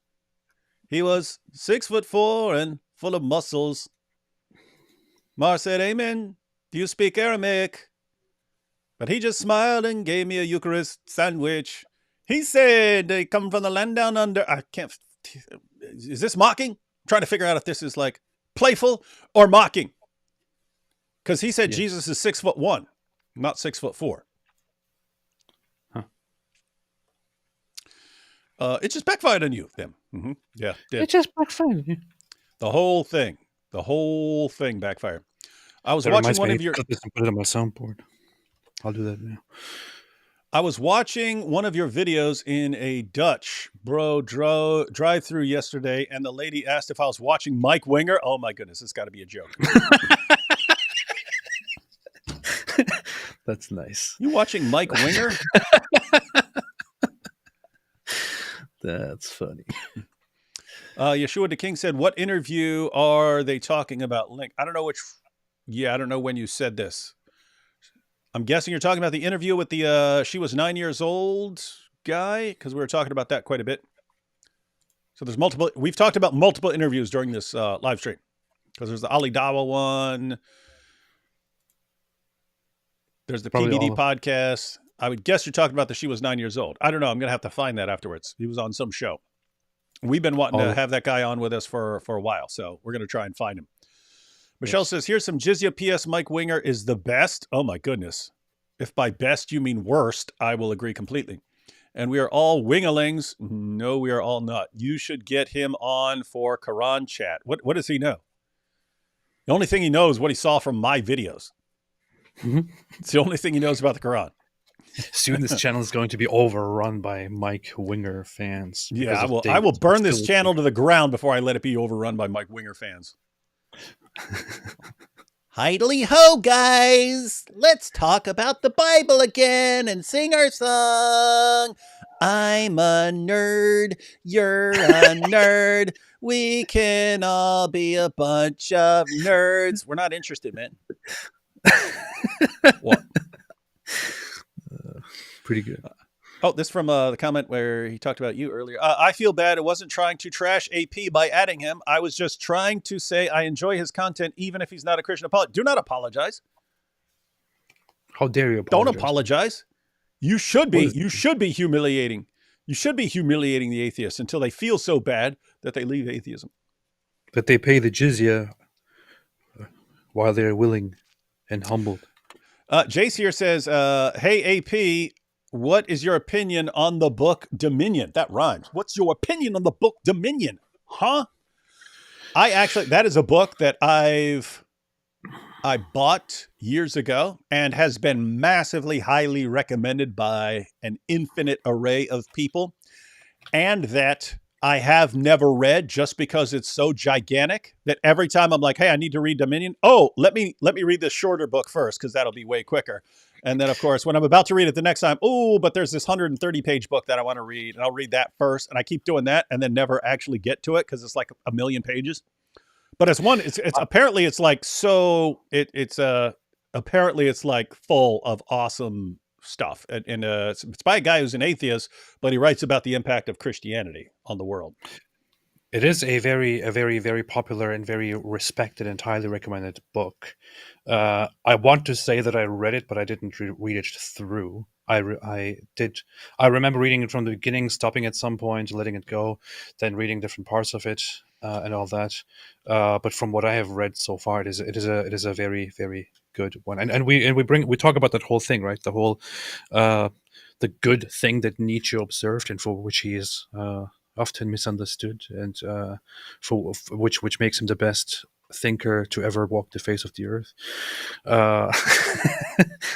The whole morality. Wanted to be in the military and couldn't because he fell off a horse. That's just my rule. If I can't trust you to ride a horse from here to here, how can I trust you like with my philosophy of life? That's all I'm saying. But he actually talks about that whole aspect of how of the impact of Christianity on morality, and on how it is the foundation of Western society, and how that makes the Western society so great and how it's so distinguished. He talks about that extensively in a very good way. And it's maybe it's I just, should go back to reading it and finishing it. Dude, we should do that because I've never actually started it. Guys, it actually is a situation where I always have like this pile of books that I want to get to, and I go with the shorter ones because you can get through them quicker and stuff. And so that one's kind of always at the end of the line. We might want to do something where we both take the time to read it and then come back and do like an epic live stream on takeaways or something like that. Yes. Maybe get IP on the IP. Someone who's recommended that book for IP years. too. IP freely.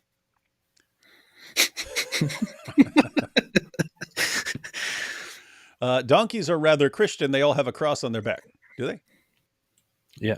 Hey, watch the perfect interview about the perfect move. We will, guys. I said I'm gonna check it out tonight. I'd pay to see the Dawa dummies face off with Masab.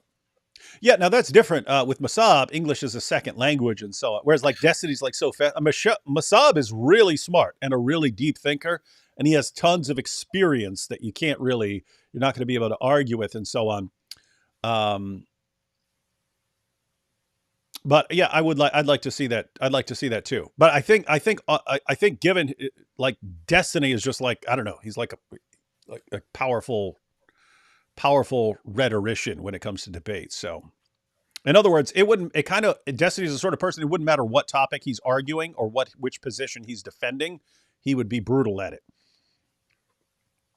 He actually corrected and lectured Norman Finkelstein, who claims to totally understand international law and the basics of genocide and the entire case at the ICJ proposed by South Africa and so on. He claims to know all of it, and Destiny actually sat down and corrected him, called out his ignorance on the text, corrected his terminology, lectured him on it, and made him look like a complete idiot.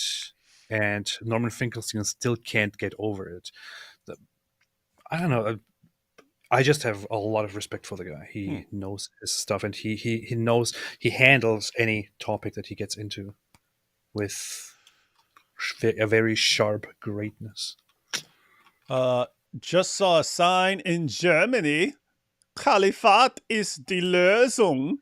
Oh yeah, I saw that too. Those are the same people that we were just talking about. Those Islamists who are walking through, who are protesting in Germany.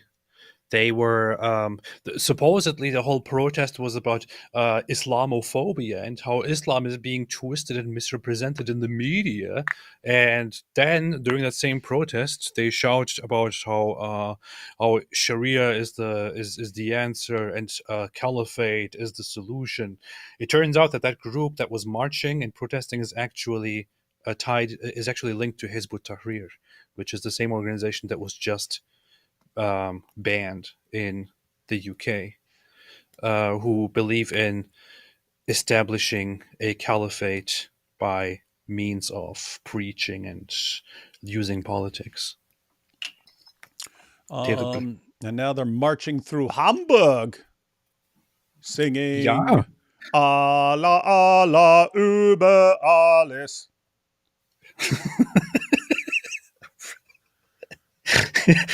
Well, that's good.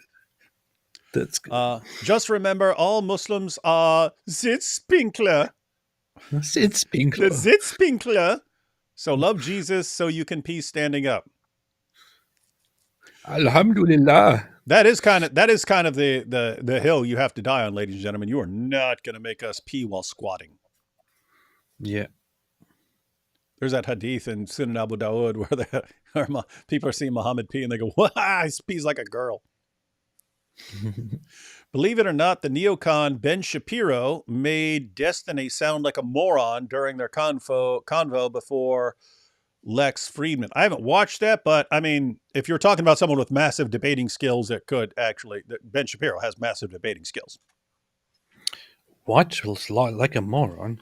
I saw part of it, and it was a very good conversation. And it's generally very popular on both sides, who are like, "Whoa, this is very good." So, yeah, this is an interesting take. Joshua here says D. Wood could go preach on the Kaaba and walk away with the black stone. Only condition is he must take Mike Winger. So I guess this is, David, if you had a situation where you could go preach on the Kaaba and walk away with the black stone, but you had to take Mike Winger, would you do it? Only if I could hit him with the black stone. Guys, I want to make this very clear because people don't understand. Guys, I will break this down. I will make this as clear as it can possibly be. If I were in a room with Adolf Hitler, Osama bin Laden, and Mike Winger, and I had a gun with 2 bullets in it, I would put 2 bullets in Mike Winger. No, I'm just kidding. I heard that was from The Office. Remember that? No. Michael Scott said that about Toby. Toby who always ruins his plans. And he said, if I were in a room with Osama bin Laden, Adolf Hitler, and Toby, and I had a gun with 2 bullets, I would put 2 bullets in Toby.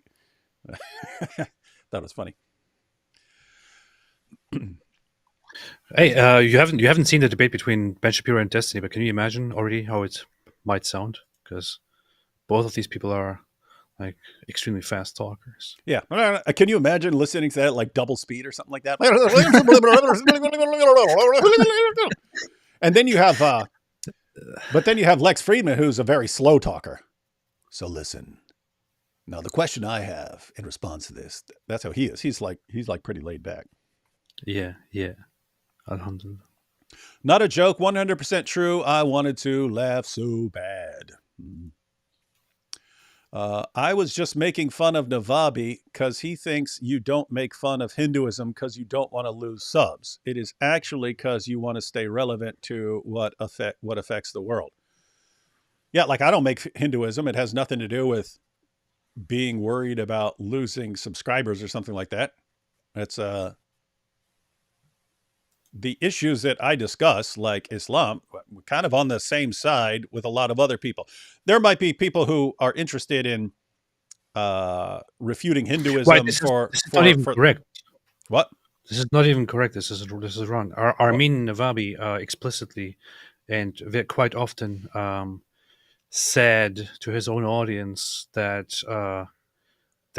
I was with him when the whole fight between India and him happened. For those who don't know, there was actually he actually went viral in India and was like all over the media. Armin Navabi. Is that when is that when he said like he started posting pictures like pictures of the big boobs of who was that? Shiva or something?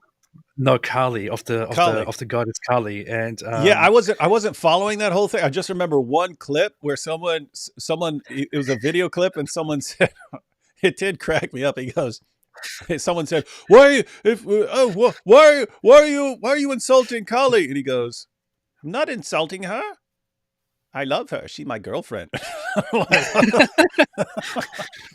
one of the big things that really escalated the situation was that somebody angrily came in and said, "I hope you see her when you die," and he was like, "I hope so." Armin's legitimately funny. It's but yeah. So you're saying he didn't attack you over this stuff. No, because I sided with him very publicly and said, "Hey, he is right, and you guys need to stop being so offended because you are all there and all stand with him and with us when Muslims tell us to be quiet and to stop insulting or attacking or mocking Islam. Why do you all suddenly go crazy when something happens over Kali? Be quiet. The guy has the right to say whatever he wants." So and I joined in and I said, it's totally fine to make fun of it. Here, how about I make fun of it as well? So and he has been thankful since then and has also often publicly credited me for doing that. So he's not saying that I won't do it. Well, then that's pretty sad because you have people like me who are focused on dealing with the ones who want to violently subjugate the entire world, and that's not Hindus. Armin and AP. Well, see, these guys are like, so you got all these Armin and AP, and they're like, we have to criticize all ideologies equally. No, you don't. I don't even agree with Armin, but the situation got so out of hand that he was Yeah, getting that was like kind of like that was kind of like threats that was like a boxing. solidarity thing. People are going after him. Yeah. They're posting pictures of like who was it, like his mother or something like that when she was His wife, his something like mother, that, yeah. everything. And I thought this is too much. I mean, I don't even agree with what he initially did and to the extent to which he did it, but how dare you people behave like this? Yeah. She was 9 years old, was interviewed. That interview, okay, this is helpful because I wanted to check it out afterwards. He was interviewed on Middle East Witness. Roja for asking. All right, again, I'm going to check that out once we're done. And final super chat here. I'm also reading the book Dominion by Father Chad Rippinger, The Exorcist. It's an excellent read. That's a different one. We're talking about a different Dominion. You know that. So apparently there's an Exorcist book. Like, I guess that's the Dominion in a different sense, like Dominion of evil spirits or something like that, or Dominion of Christ over them. I don't know. Matthew knows that it's a different one, which is why he puts those. This is why he did it. Ha! He plugged a different book when we're talking about an important book, and he plugged a different book. Saying it's an excellent read. Trying to distract everyone. All right, AP. When are we live again? What's going on? What's planned? I'm not sure. I feel like we've got like 90 topics to deal with. I have several people that I want to invite to in order to have them on here and amplify them and have good conversations with them, including, but not limited to, that woman that we saw. 9 years old. What?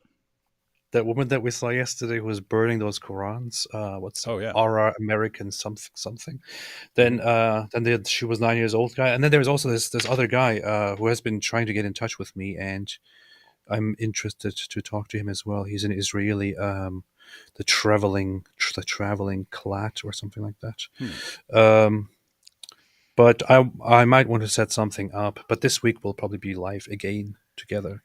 I'll definitely. I'm going live on Tuesday, which AP you can jump in or not if you want. But Jai Apologetics and Daughter of Christ want to come on because they have some interesting information about the different qira'ats that they like to share. We're being told. Well, I mean, we were told for a long time that there are no differences anywhere between any two Quran manuscripts. Then Hatun showed up to Speaker's Corner with like 26 different Arabic Qurans, and that exposed that lie, and then Muslims had to explain it, and so they tried explaining it in terms of the different qira'at, but they said it's all actually one and all. It goes back to Muhammad, and they complement each other. So we're going to take a look at some of the differences between the different qira'at, and we're going to do that. Well, that's kind of a relief, because for a second I thought you were going to say we are going to have a live stream about the fine-tuning argument. What kind of nerdy stuff would that be, man? Come on.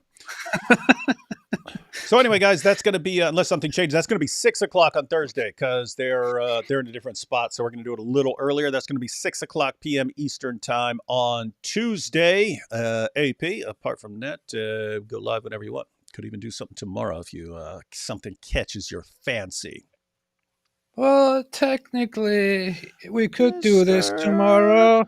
Mr. Borelli. Mr. Borelli, please stop displaying your imbecility. It is so painful.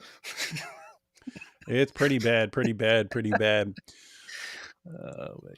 my God. Yeah, let's do it.